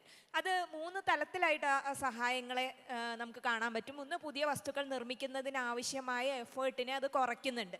രണ്ടാമത്തേത്, ഈ നിർമ്മിക്കുന്ന വസ്തുക്കളെ പലതരം മെത്തേഡ്സ് വെച്ചിട്ട് നമുക്കത് ഇന്ന കാര്യങ്ങളാണെന്ന് ക്യാരക്ടറൈസ് ചെയ്യേണ്ടി വരും. അതിൻ്റെ ചില സ്വഭാവങ്ങളെ നമുക്ക് മനസ്സിലാക്കുകയും ആ സ്വഭാവങ്ങൾ വെച്ചുകൊണ്ട് അതിൻ്റെ ചില ആപ്ലിക്കേഷൻസ് പ്ലാൻ ചെയ്യുകയൊക്കെ ചെയ്യേണ്ടി വരും. അതിൻ്റെ കെമിക്കൽ നേച്ചർ ആവാം, അതായത് അത് എന്ത് രാസവസ്തുവാണ് എന്നാവാം, അല്ലെങ്കിൽ അതിൻ്റെ ചില ഫിസിക്കൽ പ്രോപ്പർട്ടീസ് ആവാം, ഒക്കെ തന്നെ നമുക്ക് മനസ്സിലാക്കേണ്ടി വരും. അപ്പോൾ ഇതിന് ഈ ക്യാരക്ടറൈസേഷൻ ഫേസിൽ സഹായിക്കുന്നുണ്ട്. മൂന്നാമതായിട്ട്, ഇതിനെ ഇംപ്ലിമെൻ്റ് ചെയ്യുന്നതിന് മുമ്പ് ഇതിനെ ടെസ്റ്റ് ചെയ്ത് ഉറപ്പുവരുത്തേണ്ടി വരും. ഈ ഒരു ഫേസിലും സഹായിക്കുന്നുണ്ട്. അപ്പോൾ ഈ മേഖലകളിൽ ഓരോന്നും നോക്കിക്കഴിയുമ്പോൾ ഇത്തവണത്തെ നോബൽ സമ്മാനം കിട്ടിയത് ഫിസിക്സിലും കെമിസ്ട്രിയിലും രണ്ടിലും AI റിലേറ്റഡ് ആയിട്ടുള്ള വർക്കിനായിരുന്നു നോബൽ പ്രൈസ് കിട്ടിയിട്ടുണ്ടായിരുന്നത്. ഫിസിക്സിൽ കിട്ടിയത് ആർട്ടിഫിഷ്യൽ ന്യൂറൽ നെറ്റ്വർക്ക്സിന് തുടക്കമിട്ട 2 ശാസ്ത്രജ്ഞർക്കായിരുന്നു. കെമിസ്ട്രിയിൽ കിട്ടിയത് പ്രോട്ടീൻ ഗവേഷണത്തിന്, പ്രോട്ടീൻ ഘടന പ്രവചിച്ചതിന് 2 കോടിയോളം പ്രോട്ടീനുകളുടെ മനുഷ്യ ശരീരത്തിലുള്ള 4 ലക്ഷത്തോളം പ്രോട്ടീനുകൾ, വിവിധ ജീവികളിലുള്ള പ്രോട്ടീനുകൾ കൂടാതെ ഇല്ലാത്ത ചില പ്രോട്ടീനുകളുടെ കൂടി ഘടന, അത്തരത്തിലുള്ള 2 കോടിയോളം പ്രോട്ടീനുകളുടെ ഘടന പ്രവചിച്ച AlphaFold 2 എന്ന് പറയുന്ന ഒരു AI ടൂൾ വികസിപ്പിച്ചെടുത്തതിനാണ് 2 പേർക്ക് നോബൽ പ്രൈസ് കിട്ടിയത്. ടൂള് വികസിപ്പിക്കുക മാത്രമല്ല, അതുപയോഗിച്ച് 2 കോടി പ്രോട്ടീനുകളുടെ സ്ട്രക്ചർ പ്രെഡിക്റ്റ് ചെയ്യുകയും ചെയ്തു. മൂന്നാമത് കിട്ടിയ ആൾക്ക് കിട്ടിയത് റോസറ്റ എന്ന് പറയുന്ന ഒരു AI ടൂൾ ഉപയോഗിച്ചുകൊണ്ട് സ്ട്രക്ചർ കൊടുത്തിട്ട് പ്രോട്ടീൻ ഉണ്ടാക്കിയതിനാണ്. അപ്പോൾ 2 തരത്തിലും ഉള്ള പ്രോട്ടീനുകളുടെ ഘടന പ്രവചിക്കാനും ഇല്ലാത്തത് ഉണ്ടാക്കിയെടുക്കാനും ഉപയോഗിക്കാൻ പറ്റിയിട്ടുണ്ട്. അത് നോബൽ കിട്ടിയ കഥ. അത് കഴിഞ്ഞിട്ട് പിനാൽ എന്ന് പറയുന്ന ഇപ്പോൾ ലാർജ് ലാംഗ്വേജ് മോഡൽ എന്ന് നമ്മൾ പറയുന്ന ChatGPT പോലെയൊക്കെയുള്ള ഇതെന്ന് പോലെ പ്രോട്ടീൻ ലാംഗ്വേജ് മോഡൽ എന്ന് പറഞ്ഞിട്ട്, പണ്ടാണെങ്കിൽ പ്രോട്ടീൻ്റെ ഘടന കണ്ടുപിടിക്കാന്ന് വെച്ച് കഴിഞ്ഞാൽ വളരെ ബുദ്ധിമുട്ടായിരുന്നു. ഈ പ്രോട്ടീൻ ഘടന വളരെ പ്രധാനമാണ്. കാരണം എന്താ വെച്ചാൽ നമ്മുടെ ശരീരത്തിലെ എല്ലാ പ്രവർത്തനങ്ങളെയും നിയന്ത്രിക്കുന്നത് പ്രോട്ടീനുകളാണ്. അപ്പോൾ ഈ പ്രോട്ടീൻ ഘടന കണ്ടെത്തുക എന്ന് പറഞ്ഞു കഴിഞ്ഞാൽ 4 തലത്തിലാണ് ഇതിൻ്റെ ഘടന കിടക്കുന്നത്. ആദ്യം ഇതിലെ അമിനോ ആസിഡുകൾ ഏതാണെന്ന് കണ്ടുപിടിക്കണം. പിന്നെ അതിൻ്റെ പ്രൈമറി സ്ട്രക്ചർ, പ്രൈമറിയാണ് amino acid, secondary structure, tertiary structure, quaternary structure എന്ന് പറഞ്ഞ് 4 തരം ഘടന കണ്ടുപിടിക്കണം. ഇത് 100 കണക്കിന് വർഷങ്ങൾ കൊണ്ടാണ് ശാസ്ത്രജ്ഞർ, 60 വർഷം കൊണ്ടാണ് ആദ്യം ഒരു പ്രോട്ടീൻ്റെ ഘടന കണ്ടുപിടിക്കുന്നത്. ഈ ഒരു അവസ്ഥയിൽ നിന്ന് ഉള്ള എല്ലാ പ്രോട്ടീനുകളുടെയും സ്ട്രക്ചർ കണ്ടുപിടിക്കാനും ഇല്ലാത്തത് പ്രൊഡിക്റ്റ് ചെയ്യാനും പറ്റുന്ന അവസ്ഥയിൽ എത്തിയെന്ന് മാത്രമല്ല, ഈ പിനാൽ എന്ന് പറയുന്നത് ഉപയോഗിച്ചുകൊണ്ട് വെറുതെ ഇംഗ്ലീഷ് ടൈപ്പ് ചെയ്ത് കൊടുത്താൽ മതി. അതായത് സ്ട്രക്ചർ ഒന്നും കൊടുക്കേണ്ടതില്ല. ഈ പ്രോട്ടീനിന് ഇന്ന സ്വഭാവമുണ്ട്, ഇത് ഇന്ന തരത്തിൽ പെരുമാറണം എന്ന് പറഞ്ഞു കൊടുത്തു കഴിഞ്ഞാൽ അത് വെച്ചുകൊണ്ട് ഈ പ്രോട്ടീൻ ഉണ്ടാക്കുകയും അത് ഉണ്ടാക്കിയിട്ട് ആൽക്കഹോൾ വിഘടിപ്പിക്കുന്ന പ്രോട്ടീൻ ശരീരത്തിനകത്ത്, കോശത്തിനകത്ത് വർക്ക് ചെയ്യുന്നതായിട്ട് തെളിയിക്കുകയും ചെയ്തിട്ടുണ്ട്. ഇപ്പം അടുത്ത് ഒരു മാസങ്ങൾക്ക് മുമ്പ് ഉണ്ടായ സംഭവമാണ്. അപ്പോൾ മനുഷ്യ ശരീരത്തിൻ്റെ അകത്ത് വർക്ക് ചെയ്യുന്ന ഘടകങ്ങളെ അടക്കം ഇത്തരത്തിൽ കൃത്രിമമായി നിർമ്മിക്കാൻ സഹായിക്കുന്നുണ്ട്. ഇത് മാത്രം വെച്ചുകൊണ്ടാണെന്നല്ല ഞാൻ പറയുന്നത്, പക്ഷെ അതിനെ എത്രയോ എളുപ്പമാക്കി തീർത്തു. കാരണം പ്രോട്ടീൻ്റെ ടെർഷ്യറി സ്ട്രക്ചർ കണ്ടുപിടിക്കുക എന്നുള്ളത് ഒട്ടും എളുപ്പമില്ലാത്ത എക്സ്ട്രാ ക്രിസ്റ്റോഗ്രാഫി മാത്രം വെച്ച് ചെയ്തിരുന്നതായിരുന്നു. അതിന് പകരം പാറ്റേണുകൾ കണ്ടെത്താൻ AI-ക്കുള്ള ഒരു പ്രത്യേക കഴിവ് എന്ന് പറയുന്നത് പാറ്റേൺസിനെ എളുപ്പത്തിൽ തിരിച്ചറിയാൻ പറ്റും മനുഷ്യനേക്കാൾ എന്നുള്ളതാണ്. അപ്പോൾ അതിന് സഹായിച്ചിട്ടുണ്ട്. മറ്റൊന്ന് മരുന്നുകൾ കണ്ടെത്താനാണ്. ഇപ്പം നമ്മൾ മരുന്നായിട്ട് കഴിക്കുന്ന ഓരോ തന്മാത്രകൾക്കും ചില പ്രത്യേക ഭാഗങ്ങളുണ്ടാവും, ഫങ്ഷണൽ ഗ്രൂപ്പുകൾ ഉണ്ടാവും, ഓർഗാനിക് ഫങ്ഷണൽ ഗ്രൂപ്പ്സ്. അപ്പം മരുന്നാകാൻ സാധ്യതയുള്ള തന്മാത്രകൾ ഏതാണെന്ന് നമ്മൾ സാധാരണ ഊഹിച്ചിട്ട് അതിനെ ടെസ്റ്റ് ചെയ്യുക. ഒരു ഡ്രഗിൻ്റെ ഡെവലപ്മെൻറ്റ് വർഷങ്ങൾ എടുക്കുന്ന പ്രോസസ്സാണ്. അപ്പോൾ ഡ്രഗ് ആവാൻ, മരുന്നാവാൻ സാധ്യതയുള്ള ലക്ഷക്കണക്കിന് മോളിക്യൂളുകളുടെ സ്ട്രക്ചർ നമുക്ക് പറഞ്ഞു തരാനും അത് ടെസ്റ്റ് ചെയ്ത് നോക്കാനുള്ള സമയം വളരെയധികം ചുരുക്കാനും കഴിഞ്ഞിട്ടുണ്ട്. ഇപ്പോൾ ഒരു മരുന്ന് വിപണിയിലെത്താൻ ഇപ്പോൾ പഴയതുപോലെ 20, 30, 40 വർഷത്തിൻ്റെ ആവശ്യമില്ല. കാരണം മോളിക്യൂൾസിനെ സ്ക്രീൻ ചെയ്യുന്ന പ്രോസസ്സ് AI ചെയ്യും. അത് കഴിഞ്ഞിട്ട് ക്ലിനിക്കൽ ട്രയൽസ് ആണ്. ഉമയൊക്കെ ചെയ്യുന്ന ജോലി എന്ന് പറയുന്നത് ക്ലിനിക്കൽ ട്രയൽസ് ആണ്. അതിൻ്റെ സമയം വളരെയധികം കുറയ്ക്കാനും കഴിഞ്ഞിട്ടുണ്ട്. ഇപ്പോൾ കോവിഡ് വാക്സിനൊക്കെ എത്ര പെട്ടെന്നാണ് വിപണിയിൽ എത്തിയതെന്ന് നമുക്ക് അറിയാം. എത്ര വർഷങ്ങൾ എടുത്ത് ചെയ്യേണ്ട ഒരു കാര്യത്തിനെ വളരെ കുറഞ്ഞ സമയത്തിലേക്ക് കൊണ്ടുവരാൻ അതിന് കഴിഞ്ഞിട്ടുണ്ട്. മറ്റൊന്ന്, ഞാൻ നേരത്തെ പറഞ്ഞ പോലെ ക്യാരക്ടറൈസേഷൻ ആൻഡ് ടെസ്റ്റിംഗ് പോലത്തെ പരിപാടികളിൽ ഇപ്പോൾ പലതരത്തിലുള്ള ടെക്നിക്സ് യൂസ് ചെയ്യുന്നുണ്ട്. സ്പെക്ട്രോസ്കോപ്പിയൊക്കെ, അല്ലെങ്കിൽ ഇമേജ് അനാലിസിസ് ആയാലും. മനുഷ്യൻ ഇതിരുന്ന് ചെയ്യണമെങ്കിൽ ഒരുപാട് സമയവും എന്താ പറയുക, അതേപോലെ തന്നെ തെറ്റ് പറ്റാനുള്ള സാധ്യതയൊക്കെ കൂടുതലാണ്. ഇത് ഓവർലാപ്പിംഗ് ആയിട്ടുള്ള, അതായത് കൂടി കലർന്ന് കിടക്കുന്ന ഡയറ്റയെ വേർതിരിച്ചുകൊണ്ട് വളരെ കൃത്യമായിട്ട് സ്ട്രക്ചർ പ്രഡിക്റ്റ് ചെയ്യാനും അതിൻ്റെ സ്വഭാവങ്ങൾ പ്രഡിക്റ്റ് ചെയ്യാനും ഒക്കെ ഉപയോഗിക്കാൻ പറ്റും. അതേപോലെ തന്നെ ടെസ്റ്റ് ചെയ്യാനും ഉപയോഗിക്കാൻ പറ്റും. ഇനി മെറ്റീരിയൽ സയൻസിലാണെങ്കിൽ നമുക്കൊരു പുതിയ വസ്തു നിർമ്മിക്കണം, മെറ്റാമെറ്റീരിയൽസ് എന്ന് പറയും. മെറ്റാമെറ്റീരിയൽസ് എന്ന് പറഞ്ഞു കഴിഞ്ഞാൽ നിലവിലുള്ള വസ്തുക്കളുടെ സ്വഭാവമൊന്നും ഇല്ലാത്ത, പ്രകൃതിദത്ത വസ്തുക്കളുടെ സ്വഭാവമല്ലാത്ത ഒരു കൃത്രിമ വസ്തു നിർമ്മിക്കണം വിചാരിക്കാം. അപ്പോൾ അതിന് വേണ്ട സ്ട്രക്ചർ എന്ന് പറയുന്നത് എളുപ്പത്തിൽ പ്രെഡിക്റ്റ് ചെയ്യാൻ വേണ്ടിയിട്ട് AI ഉപയോഗിക്കാൻ പറ്റും. ഇങ്ങനെ അതിൻ്റെ എല്ലാ ഡിസൈനും, ആ പ്രോസസ് ഡിസൈൻ, അത് ഉണ്ടാക്കാനുള്ള മൊത്തം ഡിസൈൻ ഉണ്ടാക്കുകയും അതിനെ ക്യാരക്ടറൈസ് ചെയ്യുകയും അതിനെ ടെസ്റ്റ് ചെയ്യുകയും ചെയ്തിട്ട് ഫൈനലി നമുക്ക് ആ വസ്തു പറ്റുന്നതാണോ അല്ലയോ എന്ന് തരാവുന്ന രീതിയിലേക്ക് ഈ മേഖലയിലെ AI-യുടെ സപ്പോർട്ട് വളർന്നിട്ടുണ്ട്. പക്ഷേ ഇത് നേരത്തെ പറഞ്ഞ പോലെ മുഴുവൻ പോസിറ്റീവായ മാറ്റം മാത്രമാണോ എന്നുള്ള പ്രശ്നം നിൽക്കുന്നുണ്ട്. സമൂഹത്തിൽ ഇത് ഉണ്ടാക്കാൻ പോകുന്ന ഡിസ്റപ്ഷൻ എന്തായിരിക്കും എന്നുള്ള പ്രശ്നമുണ്ട്. തീർച്ചയായിട്ടും റിപ്പറ്റേറ്റീവായ ജോലികൾ, ഇപ്പോൾ ഈ ഡാറ്റ അനാലിസിസ് ചെയ്യുന്ന തരത്തിലുള്ള ജോലികളോ അല്ലെങ്കിൽ ക്ലറിക്കൽ ജോലികൾ തന്നെയോ ആവട്ടെ, ഇതൊക്കെ തന്നെ ആവർത്തിച്ച് ചെയ്യുന്ന ജോലികൾക്ക് ഇനി മനുഷ്യൻ്റെ ആവശ്യമില്ലാത്തൊരവസ്ഥ ഉണ്ടായിത്തീരാൻ തന്നെ പോവുകയാണ്. ഇതൊരു 10 വർഷം കൊണ്ടൊക്കെ നമ്മൾ വളരെ രൂക്ഷമായ രീതിയിലുള്ള തൊഴിൽ നഷ്ടമായിട്ട് നമ്മുടെ ജീവിതത്തിൽ അനുഭവിക്കാൻ തുടങ്ങും. ഈ തൊഴിൽ നഷ്ടം സമൂഹത്തിൽ ഉണ്ടാക്കാൻ പോകുന്ന എഫക്റ്റും അതിൻ്റെ അൺറസ്റ്റും എത്രയായിരിക്കും എന്നുള്ളത് നമുക്ക് പ്രവചിക്കാൻ പോലും പറ്റില്ല എന്നുള്ളതാണ്. അപ്പോൾ നമ്മൾ പലപ്പോഴും ഇപ്പോൾ ഇതിനെക്കുറിച്ച് ചർച്ച ചെയ്തു തുടങ്ങിയിട്ടേ ഉള്ളൂ. വാസ്തവത്തിൽ ഗൗരവമായ രാഷ്ട്രീയ ചർച്ചകളും പോളിസീസും ഉണ്ടാകേണ്ട ഒരു സമയം കൂടിയാണ്. മാത്രമല്ല, നിലനിൽക്കുന്ന തൊഴിലുകൾ, ഇപ്പോൾ എന്നെ പോലെയുള്ള അധ്യാപകർക്കടക്കം ഇപ്പോൾ കഴിഞ്ഞ ദിവസം വളരെ നന്നായിട്ട് എന്താ പറയുക, ക്ലാസ് എടുക്കുന്ന ഒരു AI ടൂള് ഞാൻ പരീക്ഷിച്ചു നോക്കി. അപ്പോൾ അധ്യാപകർ എന്ന് പറയുന്നത് ഈ ട്രാൻസാക്ഷൻ ആവശ്യമേ ഇല്ലാത്തൊരു വിഭാഗമായിട്ട് വരും. പകരം കുട്ടികളുമായിട്ടുള്ള മറ്റു ബന്ധത്തിൻ്റെ സ്കില്ലുകളായിരിക്കും ചിലപ്പോൾ കൂടുതൽ ഡെവലപ്പ് ചെയ്യേണ്ടി വരിക, അല്ലെങ്കിൽ ഇത്തരത്തിലുള്ള ടൂളുകൾ ഉപയോഗിക്കാനായിരിക്കും അധ്യാപകർ പഠിക്കേണ്ടി വരിക. അപ്പോൾ നമ്മൾ എക്സിസ്റ്റിംഗ് സ്കിൽ സെറ്റിൽ നിന്ന് നമ്മൾ മാറേണ്ടി വരും, അതായത് നമ്മൾ മാറേണ്ടി വരും, ട്രാൻസ്ഫോർമേഷൻസ് ഉണ്ടാവേണ്ടി വരും. ഇതും തൊഴിലിലുണ്ടാകുന്ന ഈ മാറ്റങ്ങളോട് അഡാപ്റ്റ് ചെയ്യാനും ബുദ്ധിമുട്ടുണ്ടാവുക വാസ്തവത്തിൽ 30-40 വയസ്സൊക്കെ കഴിഞ്ഞ കുറച്ച് തുടക്കക്കാരെക്കാളും പ്രയാസമായിരിക്കും.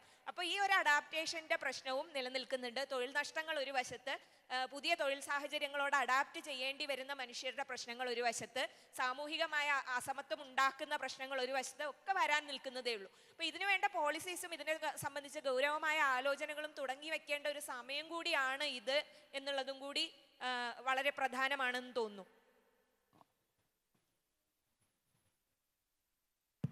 അടുത്തതായി ഉമ കാട്ടിൽ സദാശിവൻ. അവർ ഈ മേഖലയിൽ കുറേ കൂടെ കോറായിട്ട് വർക്ക് ചെയ്യുന്നതെന്നാണ് ഞാൻ മനസ്സിലാക്കിയത്. ഉമ എന്താണ് സംസാരിക്കുന്നത് കേൾക്കാം.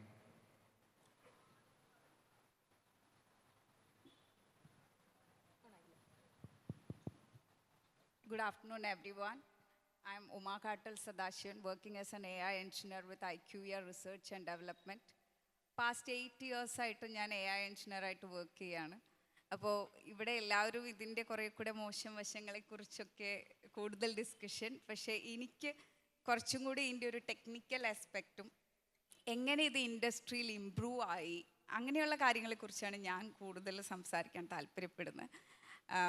AI കാരണം, ഫോർ എക്സാമ്പിൾ ഞാനിപ്പോൾ ക്ലിനിക്കൽ ട്രയൽ മേഖലയിലാണ് വർക്ക് ചെയ്യുന്നത്.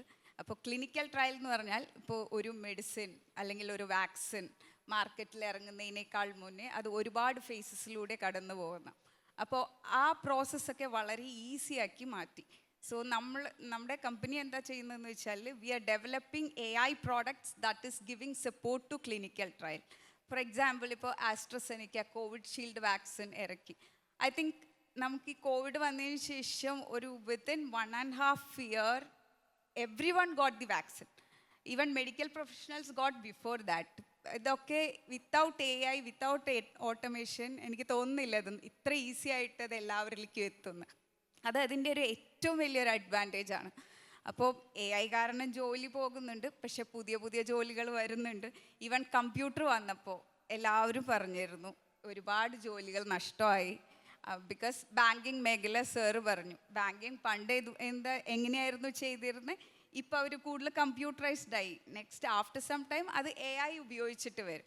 അപ്പോൾ ജോലിയിലുള്ള കുറച്ചുകൂടി തിരുത്തപ്പെടലുകളാണ് നടക്കുന്നത്. ശരിക്കും ജോലി ചെയ്യുന്ന രീതി മാറിക്കൊണ്ടിരിക്കുന്നു ഡേ ബൈ ഡേ. ഒരുപക്ഷെ ഇൻഡസ്ട്രിയിൽ ഒരുപാട് ലേ ഓഫ് നടക്കുന്നുണ്ട്, ജോലി പോകുന്നില്ല എന്ന് ഞാൻ പറയുന്നില്ല. പക്ഷേ പ്രോബ്ലം സോൾവ് ചെയ്യാൻ കഴിവുള്ള ആൾക്ക് ജോലിയുണ്ട്. അതാണ് ഞാൻ ഇതുവരെ മനസ്സിലാക്കിയിട്ടുള്ളത്. റിഡൻഡൻറ്റ് ടാസ്കൊക്കെ നമ്മൾ ഓട്ടോമേറ്റ് ചെയ്തു പോകും, പക്ഷേ who has that problem solving skills, they will have job, and those who are aware of AI definitely they will have job. So അതാണ് ഞാൻ കൂടുതൽ ഇതിനെക്കുറിച്ച് മനസ്സിലാക്കിയിട്ടുള്ളത്.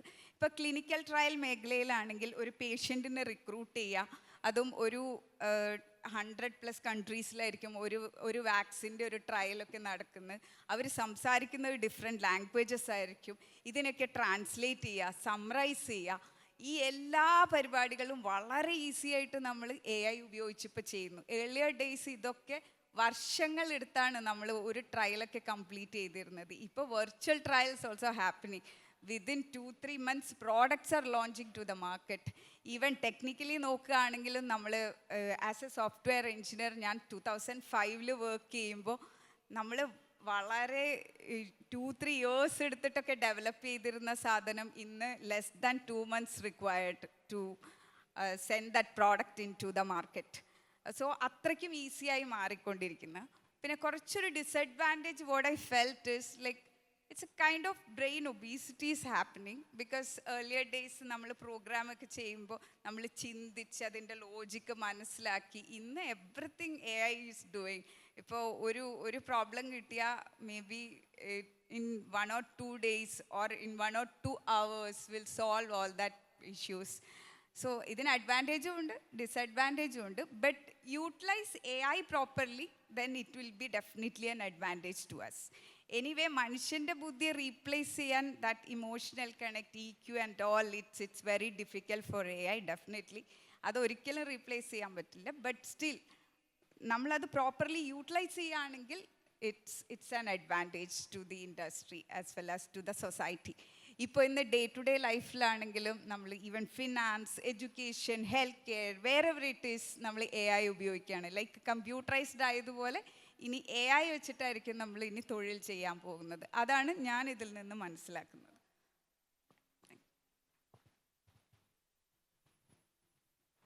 വരുൺ രമേശ് സിനിമാ മേഖലയിലും അതുപോലെയുള്ള ക്രിയേറ്റീവ് ഫീൽഡുകളിലും AI-യുടെ ഉപയോഗം അതിനുമായിട്ട് ട്രെയിനിങ് ഓൺ ഹാൻഡ് ചെയ്യുന്ന ആളാണ്. അദ്ദേഹം ഈ മേഖലയുമായി ബന്ധപ്പെട്ട വിഷയങ്ങൾ സംസാരിക്കും. Thank you. നമസ്കാരം.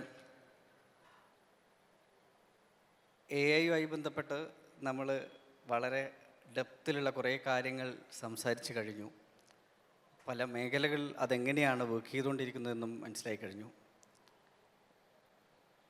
ഒരു ആളുടെ ഒരു കോട്ട് പറഞ്ഞുകൊണ്ട് ഞാൻ തുടങ്ങാം. അത് മൈക്രോസോഫ്റ്റിൻ്റെ AI CEO ആയിട്ടുള്ള മുസ്തഫ സുലൈമാൻ കഴിഞ്ഞ മാസങ്ങളിൽ നടത്തിയ 2 സ്റ്റേറ്റ്മെൻറ്റുകളാണ്.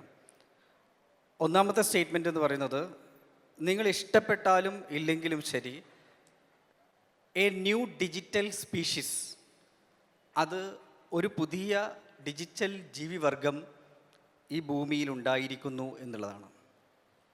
ഒരു പുതിയ ഡിജിറ്റൽ ജീവിവർഗം ഈ ഭൂമിയിൽ ഉണ്ടായിരിക്കുന്നു എന്നുള്ളതാണ് പുള്ളി പറഞ്ഞത്. പുള്ളി കഴിഞ്ഞ ദിവസം മെനിയാന്ന് വേറൊരു സംഭവം കൂടെ ഇതിനെ ആഡ് ഓൺ ചെയ്തുകൊണ്ട് വേറൊരു സംഭവം കൂടെ പറഞ്ഞു. അത് പറഞ്ഞത്, ഈ ജീവിവർഗം മനുഷ്യരെ റെപ്രസെൻ്റ് ചെയ്യുന്ന ആളുകളായി മാറാം. ഈ ഡിജിറ്റൽ സ്പീഷീസ് മനുഷ്യരെ റെപ്രസെൻ്റ് ചെയ്യുന്ന ആളുകളായി മാറാം, സ്ഥാപനങ്ങളെ റെപ്രസെൻ്റ് ചെയ്യുന്ന ആളുകളായി മാറാം, ചിലപ്പം ഒരു നഗരത്തെ തന്നെയും റെപ്രസെൻ്റ് ചെയ്യുന്ന ആളുകളായി മാറാം. അങ്ങനെയാണെങ്കിൽ ഈ ഡിജിറ്റൽ സ്പീഷീസിനും അവകാശങ്ങൾ ഉണ്ടാകുമെന്നും ആ അവകാശങ്ങൾക്ക് വേണ്ടി ഈ ഡിജിറ്റൽ സ്പീഷീസുകൾ പരസ്പരം സംസാരിക്കുമെന്നും പോരടിക്കുമെന്നും ഉള്ള ഒരു വളരെ എന്താ പറയുക, കേൾക്കുമ്പോൾ തന്നെ ഭയങ്കര ഭയാനകമായ രൂപത്തിലേക്ക് ഇത് പോവുകയാണോ എന്ന് തോന്നുന്ന രൂപത്തിലുള്ളൊരു സംഭവം പുള്ളി പറഞ്ഞിട്ടുണ്ടായിരുന്നു. അതങ്ങനെയൊക്കെ പോകുമോ, അല്ലെങ്കിൽ അതിനൊക്കെ ഏതെങ്കിലും തരത്തിലുള്ള അതിർവരമ്പുകൾ ഉണ്ടാകുമോ എന്നുള്ളതൊക്കെ വലിയ ഡിസ്കഷനുകൾ നടന്നുകൊണ്ടിരിക്കുകയാണ്. ഇപ്പം നമുക്കറിയാം, അമേരിക്കയിൽ ഈ AI ഡെവലപ്മെൻറ്റ് ചെയ്തുകൊണ്ടിരിക്കുന്ന കമ്പനികൾ, അല്ലെങ്കിൽ ആദ്യമായിട്ടായിരിക്കാം ഒരു ടെക്നോളജി ഡെവലപ്പ് ചെയ്യുന്ന കമ്പനികൾ തന്നെ തങ്ങൾ ഡെവലപ്പ് ചെയ്യുന്ന മോഡലിനെ അല്ലെ ടെക്നോളജിയെ ഒന്ന് നിയന്ത്രിക്കണം എന്ന് സർക്കാരിനോട് പറയുന്നത്. വൈറ്റ് ഹൗസിൽ ഒരു വലിയ ചർച്ച നടന്നിട്ടുണ്ടായിരുന്നു. ആ ചർച്ച എന്ന് പറയുന്നത്, ഇതിനെ ഒന്ന് നിയന്ത്രിച്ച് തരണം, ഞങ്ങളുണ്ടാക്കുന്ന സാധനമാണ്, ഞങ്ങളുണ്ടാക്കുന്ന പ്രോഡക്റ്റാണ്, ഈ പ്രോഡക്റ്റിനെ നിങ്ങളൊന്ന് നിയന്ത്രിച്ച് തരണം എന്നാണ് പറയുന്നത്. അതിലെല്ലാ മുൻനിര AI കമ്പനികളുണ്ടായിരുന്നു. ഓക്കെ, അമേരിക്കയിൽ അത് സാധ്യമാകുമായിരിക്കും, പക്ഷേ ചൈനയിൽ അത് സാധ്യമാകുമോ എന്നുള്ള ചോദ്യമുണ്ട്. ചൈന മോശം രാജ്യം എന്നുള്ള അർത്ഥത്തിലല്ല പറയുന്നത്. അമേരിക്കയിലെ എല്ലാ മോഡലുകളെയും നിലവിൽ വലിയ തോതിലുള്ള വെല്ലുവിളി ഉയർത്തുന്നത് ചൈനയാണ്. ഞാൻ ക്രിയേറ്റീവ് ഇൻഡസ്ട്രിയിൽ AI എങ്ങനെയാണ് വന്നുകൊണ്ടിരിക്കുന്നത് എന്നുള്ളതിനെക്കുറിച്ചിട്ടുള്ള ഞങ്ങളുടെ കമ്പനി അതാണ് ചെയ്തുകൊണ്ടിരിക്കുന്നത്. AI ഫിലിം മേക്കിങ്ങുമായി ബന്ധപ്പെട്ട ട്രെയിനിങ്ങും അതിൻ്റെ എന്താ പറയുക പ്രൊഡക്ഷനൊക്കെയാണ് ചെയ്തുകൊണ്ടിരിക്കുന്നത്. ഈ അമേരിക്കൻ മോഡലുകളും ചൈനീസ് മോഡലുകളും തമ്മിലുള്ള യുദ്ധമാണ് ശരിക്കും നടക്കുന്നത്. പണ്ട് റഷ്യയും USSRും അമേരിക്കയും തമ്മിലുള്ള ശീതയുദ്ധം പോലെ തന്നെ ഇപ്പം അമേരിക്കൻ മോഡലുകളും ചൈനീസ് മോഡലുകളും തമ്മിലുള്ള ഒരു യുദ്ധം നടന്നുകൊണ്ടിരിക്കുകയാണ്. അറ്റ്ലീസ്റ്റ് മറ്റു മേഖലകളുണ്ടാകും, ക്രിയേറ്റീവ് ഇൻഡസ്ട്രിയിൽ അത് ഭീകരമായിട്ടാണ് നടക്കുന്നത്. അപ്പം നമുക്കറിയാം, ഓപ്പൺ AI, നിങ്ങളൊക്കെ ഉപയോഗിക്കുന്ന ChatGPTയുടെ ഓപ്പൺ AI എന്ന് പറയുന്ന കമ്പനിയിൽ നിന്ന് വന്ന സോറ എന്ന് പറഞ്ഞൊരു മോഡൽ, അതൊരു വീഡിയോ നിർമ്മാണ മോഡലായിരുന്നു. സോറ എന്ന് പറയുന്ന മോഡൽ ഒരു വീഡിയോ നിർമ്മാണ മോഡലായിരുന്നു. അത് കഴിഞ്ഞ വർഷം അവതരിപ്പിക്കുകയും പക്ഷേ ജനങ്ങൾക്ക് അത് കിട്ടിയിട്ടുണ്ടായിരുന്നില്ല. വളരെ മികച്ച രീതിയിൽ നിങ്ങൾ അക്ഷരങ്ങൾ കൊടുത്തു കഴിഞ്ഞാൽ വീഡിയോ നിർമ്മിക്കുന്ന രൂപത്തിലേക്കുള്ള ഒരു മോഡൽ. പക്ഷേ ചൈനീസ് മോഡലായ ക്ലിങ് എന്ന് പറയുന്നൊരു മോഡൽ, ആ മോഡൽ അത് പബ്ലിക്കിന് അവൈലബിൾ ആയിക്കൊണ്ട് വളരെ ചീപ്പായിട്ട് കൊടുക്കാൻ വേണ്ടി തുടങ്ങി. അപ്പോഴാണ് ഗൂഗിളിൻ്റെ Veo 2 എന്ന് പറയുന്ന ഒരു പുതിയ മോഡൽ വരുന്നത്. ഇപ്പോൾ അത് Veo 3 ആയി. Veo 3 എന്ന് പറയുന്ന മോഡൽ ഇപ്പം നിങ്ങൾക്കറിയാം, നമ്മുടെ ഈ സാഹിത്യോത്സവവുമായി ബന്ധപ്പെട്ട് തന്നെയുള്ള പ്രചരണത്തിൽ നമ്മൾ ഏറ്റവും കൂടുതൽ ഉപയോഗിച്ചിട്ടുള്ളത് ഇത്തരം എന്താ പറയുക, പഴയ മഹാരഥന്മാരുടെയൊക്കെ സംസാരിക്കുന്ന കാര്യങ്ങളൊക്കെ നമ്മൾ ഓൾറെഡി കേട്ട് കഴിഞ്ഞാണ്. എങ്ങനെയാണ് ഈ കമ്മ്യൂണിക്കേഷൻ്റെ അകത്ത് ഇത്രയും വലിയ വിപ്ലവം ഉണ്ടാക്കാൻ വേണ്ടി പറ്റുന്നത് എന്നുള്ളതാണ് ഏറ്റവും പ്രധാനപ്പെട്ട സംഗതി. ഇതിൽ 2 തരത്തിൽ ഈ സംഗതിയെ ഉപയോഗിക്കാമെന്നുള്ളതാണ്. ഒന്ന്, ഈ നമ്മുടെ എപ്പോഴും പറയുന്ന വളരെ ലഘുവായ ഒരു ഉദാഹരണമുണ്ട്, കത്തി ആരുടെ കയ്യിലാണ് എന്നുള്ളതാണ്. കത്തി കൊണ്ട് 2 പണിയുണ്ട്. അതുപോലെ തന്നെ കത്തി ആരുടെ കയ്യിലാണ്, അതേപോലെ തന്നെയാണ് നമ്മൾ ഈ പറയുന്ന ടെക്നോളജി ആരുടെ കയ്യിലാണ് എന്നുള്ളത് തന്നെയാണ് പ്രശ്നം.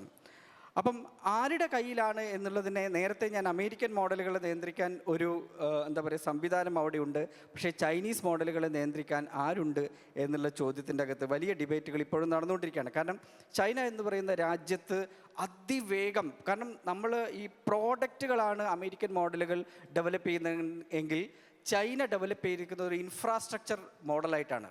വലിയൊരു ഇൻഫ്രാസ്ട്രക്ചർ ഡെവലപ്മെൻ്റാണ് അവിടെ നടന്നുകൊണ്ടിരിക്കുന്നത്. ഇപ്പോൾ റോബോട്ടുകളെ കുറിച്ച് പറയുന്നു, ചൈനീസ് റോബോട്ടുകൾ, ഇപ്പോൾ ഹ്യൂമനോയിഡ് റോബോട്ടുകളെ കുറിച്ച് പറയുന്നു. എന്താണ്, എന്നെപ്പോലെ അല്ലെങ്കിൽ നിങ്ങളെപ്പോലെ എന്താ പറയുക സ്കിൻ ടോണുകളുള്ള, സംസാരിക്കാൻ വേണ്ടി പറ്റുന്ന, ഭാഷ കമ്മ്യൂണിക്കേറ്റ് ചെയ്യാൻ വേണ്ടി പറ്റുന്ന റോബോട്ടുകൾ ഉണ്ടാവുകയാണ്. അതിന് പരമ്പരാഗതമായ നമ്മൾ കണ്ട് ശീലിച്ച റോബോട്ടിക് ഭാഷയോ അല്ലെങ്കിൽ റോബോട്ടിക് ശരീരങ്ങളോ ഒന്നുമില്ലാത്ത വളരെ ഹ്യൂമനോഡായിട്ടുള്ള, കണ്ടു കഴിഞ്ഞാൽ നമ്മളെ തൊട്ട വീട്ടിൻ്റെ അപ്പുറത്തുള്ള ഒരു കുട്ടിയെ പോലെയൊക്കെയുള്ള റോബോട്ടുകൾ പുറത്തിറങ്ങുകയാണ്. ഈ റോബോട്ടുകളിലേക്ക് നമ്മളുടെ നടന്മാരും നടിമാരും റിപ്ലിക്കേറ്റ് ചെയ്യപ്പെട്ട് കഴിഞ്ഞാൽ എങ്ങനെയായിരിക്കും വരുന്ന കാലത്തെ സിനിമകൾ അല്ലെ വരുന്ന കാലത്തെ സീരിയലുകൾ എന്ന് ആലോചിച്ച് നോക്കുക. ഇപ്പം ഹെയർ എന്ന് പറയുന്ന സിനിമ, അതിൻ്റെ നടിയുടെ പേര് ഞാൻ മറന്നുപോയി. അപ്പോൾ പുള്ളിക്കാരത്തിയുടെ ശബ്ദം ഉപയോഗിച്ചിട്ടായിരുന്നു ChatGPT-4 ഇറങ്ങിയ സമയത്ത് ഒരു വലിയ ലീഗൽ പ്രശ്നം ഉണ്ടായിരുന്നു. ഓർമ്മയുണ്ടോ? സ്റ്റാർലെറ്റ്. അതെ. അപ്പം ഈ പറയുന്ന നിയമപ്രശ്നങ്ങളിലേക്ക് പോലും പോകുന്ന രൂപത്തിൽ എൻ്റെ ഡിജിറ്റൽ ഐഡൻറ്റിറ്റി അടിച്ചു മാറ്റുകയാണ്. ഇപ്പം ജീവൻ്റെ ശബ്ദം വളരെ നല്ല മനോഹരമായ ശബ്ദമാണെന്ന് ഇവിടെ ഇരിക്കുന്ന ആർക്കെങ്കിലും തോന്നുകയാണോ? ഈ ശബ്ദം നിങ്ങളൊരു കോപ്പി എടുക്കുന്നു, ഈ ശബ്ദത്തിനെ നിങ്ങൾ ക്ലോൺ ചെയ്ത് അല്ലെങ്കിൽ നിങ്ങൾ വേറൊരു പ്രോഡക്റ്റായിട്ട് ജീവന് പകരം വേറൊരാളുടെ പേര്, എന്താ പറയുക, ജീവന് പകരം വല്ല അരുണോ അല്ലെങ്കിൽ വേറെ ഏതെങ്കിലും ഒരു പേരിൽ നിങ്ങൾ വിൽക്കാൻ വേണ്ടി ശ്രമിക്കുക ഈ ശബ്ദത്തിനെ. ഇത് സംഭവിച്ചിരിക്കുന്നു. ChatGPT വന്ന സമയത്ത് ഈ പറയുന്ന നടിയുടെ ശബ്ദം വെച്ചിട്ടായിരുന്നു അവർ ഈ മോഡലിനോട് ചോദിക്കുന്നതിന് ഉത്തരം പറഞ്ഞിട്ടുള്ളത്. ഇതൊരു വലിയ പ്രശ്നമാണ്. അപ്പം നമ്മൾ എന്താണ് ഉണ്ടാക്കേണ്ടത് എന്നുള്ള ചോദ്യത്തിൻ്റെ അകത്ത് ഒരു എംപതറ്റിക് ഫ്യൂച്ചർ നമുക്ക് ഉണ്ടാക്കാൻ വേണ്ടി പറ്റുമോ എന്നുള്ളതാണ് ചോദ്യം. മെഷീനുകളെ എംപതറ്റിക് ആയിട്ട് നമുക്ക് പഠിപ്പിക്കാൻ വേണ്ടി പറ്റുമോ എന്നുള്ളതാണ് ചോദ്യം. മെഷീൻ എന്ന് പറയുന്നത് അല്ലെ AI എന്ന് പറയുന്നത് ഒരു റിയാലിറ്റിയാണ്. അത് നമ്മൾ എത്ര ശ്രമിച്ചു കഴിഞ്ഞു കഴിഞ്ഞാലും അതിന് ഇനി പിന്നോട്ട് പോക്ക് ഉണ്ടാകും എന്ന് എനിക്ക് തോന്നുന്നില്ല. ക്രിയേറ്റീവ് ഇൻഡസ്ട്രി ആയാലും ശരി, മറ്റേത് ഇൻഡസ്ട്രി ആയാലും ശരി, നമുക്കൊരു എംപതറ്റിക് ഫ്യൂച്ചർ ഉണ്ടാക്കാൻ വേണ്ടിയിട്ട് ഈ മോഡലുകളെ നമുക്ക് ട്രെയിൻ ചെയ്യിക്കാൻ വേണ്ടി പറ്റുമെന്നുള്ളതാണ് പ്രശ്നം. നമ്മുടെ ഇപ്പം സാഹിത്യവുമായി ബന്ധപ്പെട്ടൊരു സംഗതി പറയാം. കഴിഞ്ഞ ദിവസം ഞാനൊരു ഒരു കുട്ടികളുടെ ഒരു ഇത് എഴുതാൻ വേണ്ടിയിട്ട് ChatGPT-യുടെ ജെമിനൈയുടെ ഒരു പുതിയൊരു മോഡൽ വന്നിട്ടുണ്ട്, സ്റ്റോറി ബുക്ക് എന്നുള്ള പേരിൽ. അപ്പോൾ ഈ സ്റ്റോറി ബുക്കിനോട് ഞാൻ എൻ്റെ സുഹൃത്തിൻ്റെ മകൾ, ഒരു 10 വയസ്സുള്ള കുട്ടിയാണ്. ആ 10 വയസ്സുള്ള കുട്ടിക്ക് ടോക്കിയോയിൽ പോകാനാണ് താല്പര്യം. അവൾ ചിത്രം വരയ്ക്കും. അപ്പോൾ ആ ചിത്രം വരെയും ടോക്കിയോയിൽ പോവുക, പിന്നെ ഇവരുടെ ഫേഷ്യൽ എക്സ്പ്രഷനൊക്കെ വെച്ചുകൊണ്ട് ഞാൻ പറഞ്ഞു, നിനക്കൊരു സ്റ്റോറി ബുക്ക് ഉണ്ടാക്കി തരാൻ വേണ്ടി പറ്റുമെന്ന്. ആ സ്റ്റോറി ബുക്ക് ഉണ്ടാക്കിയത് മാത്രമല്ല, കഥ എഴുതിയത് മാത്രമല്ല, ആ കുട്ടിയുടെ രൂപം, ആ കുട്ടിയുടെ അച്ഛൻ്റെ രൂപം, ആ കുട്ടിയുടെ അമ്മയുടെ രൂപം, ടോക്കിയോയിൽ പോയിട്ട് ആ കുട്ടി എന്ത് ചെയ്യുന്നു, ചിത്രം വരയിലൂടെ ടോക്കിയോയിലെത്തിയും സ്വപ്നത്തിൽ അവൾ തിരിച്ചു വന്നതുമായിട്ടുള്ളൊരു നല്ല മനോഹരമായ പ്രിൻ്റ് ചെയ്യാൻ വേണ്ടി പറ്റുന്ന ഒരു പുസ്തകത്തിൻ്റെ ലേ ഔട്ട് അടക്കം ഉണ്ടാക്കി തന്നു. ഈ കാലത്തിലാണ് നമ്മൾ സാഹിത്യോത്സവങ്ങൾ നടത്തുന്നത് എന്നുള്ളതാണ് ഏറ്റവും പ്രധാനപ്പെട്ട കാര്യം.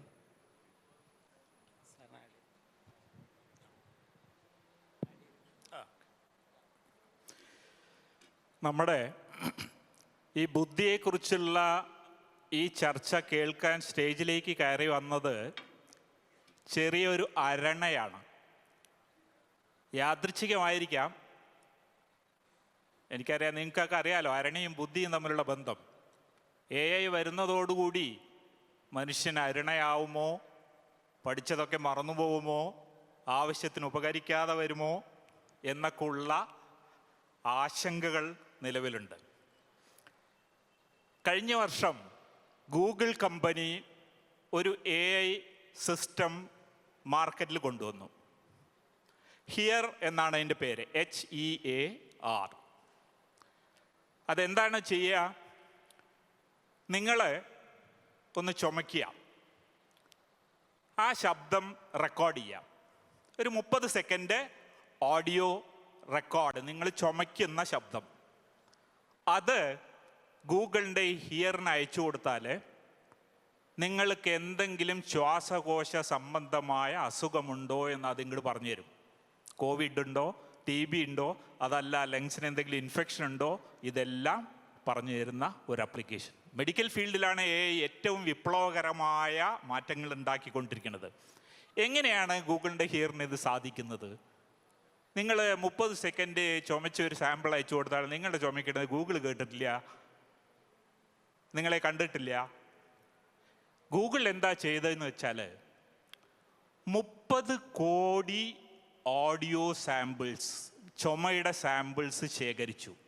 30 കോടി റെക്കോർഡിങ്സ്, പലരും ചുമയ്ക്കുന്നത്, അസുഖമുള്ളവർ, ഇല്ലാത്തവർ, പല രാജ്യങ്ങളിലുള്ളവർ, പല ഏജിലുള്ളവർ. ഈ 30 കോടി ശബ്ദ സാമ്പിളുകൾ ഉപയോഗിച്ച് ഗൂഗിൾ പഠിപ്പിച്ച AI സിസ്റ്റമാണ് ഈ ഹിയർ എന്ന് പറയുന്നത്. ഞാൻ നേരത്തെ പറഞ്ഞ മാതിരി എങ്ങനെയാണ് ബുദ്ധി നിർമ്മിക്കുന്നത് എന്ന ചോദ്യത്തിന് ഉത്തരമാണത്. നമ്മൾ പഠിക്കുന്നത് ഉദാഹരണങ്ങളിലൂടെയാണ്, ഡേറ്റയിലൂടെയാണ്, അനുഭവങ്ങളിലൂടെയാണെന്ന് പറഞ്ഞതുകൊണ്ട് പോലെ AI സിസ്റ്റത്തിനെ നമ്മൾ പഠിപ്പിക്കുകയാണ്. അഥവാ ബുദ്ധി ഉണ്ടാക്കുന്നത് അതിനെ ട്രെയിൻ ചെയ്യുന്നതിലൂടെ, അതിനെ ട്രെയിനിങ് എന്നാണ് അതിന് പറയാം. AIനെ പഠിപ്പിച്ച് അങ്ങനെ ഒരുപാട് ഉദാഹരണങ്ങൾ കാട്ടി പഠിപ്പിച്ചുണ്ടാക്കുന്ന AI സിസ്റ്റമാണ് പിന്നീട് ആ 30 കോടിയിൽ പെടാത്ത പുതിയ നമ്മുടെ ഓഡിയോ സാമ്പിൾ കേട്ടാലും നിങ്ങൾക്ക് എന്താണ് അസുഖമെന്ന് പറയാൻ കഴിയുന്ന AI സിസ്റ്റമായി വികസിക്കുന്നത്. അങ്ങനെയാണ് AI സിസ്റ്റത്തിന് ബുദ്ധി ഉണ്ടാകുന്നത്. പഠിപ്പിക്കുകയാണ്, ട്രെയിൻ ചെയ്ത്. സൂപ്പർവൈസ് ലേണിംഗ് എന്ന് പറയുന്നത്, മറ്റു പലതരം ട്രെയിനിങ് ഉണ്ട്. ബട്ട് സൂപ്പർവൈസ് ലേണിംഗ് എന്ന് പറഞ്ഞാൽ എന്താണ്? ശരിയുത്തരം പറയുന്നത് വരെ ടീച്ചർ വടിയായിട്ട് നിൽക്കുകയാണ്. പട്ടിയെ കാണിച്ചു കൊടുത്തിട്ട് ആദ്യം AI സിസ്റ്റം പൂച്ച എന്ന് പറയും, അപ്പോൾ ഒരു അടി കൊടുക്കും, അപ്പോൾ വീണ്ടും അത് പൂച്ചയാണോ പട്ടിയാണോ സംശയം പറയും.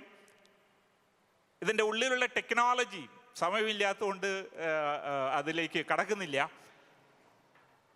മനുഷ്യൻ്റെ ഇന്ന് AI സിസ്റ്റം പറയുന്ന മനുഷ്യൻ്റെ ബ്രെയിനിൻ്റെ ന്യൂറൽ നെറ്റ്വർക്കിനെ അനുകരിച്ചു കൊണ്ടുള്ള സാങ്കേതിക വിദ്യ ഉപയോഗിക്കുന്ന മെഷീൻ ലേണിംഗ് ആണ്.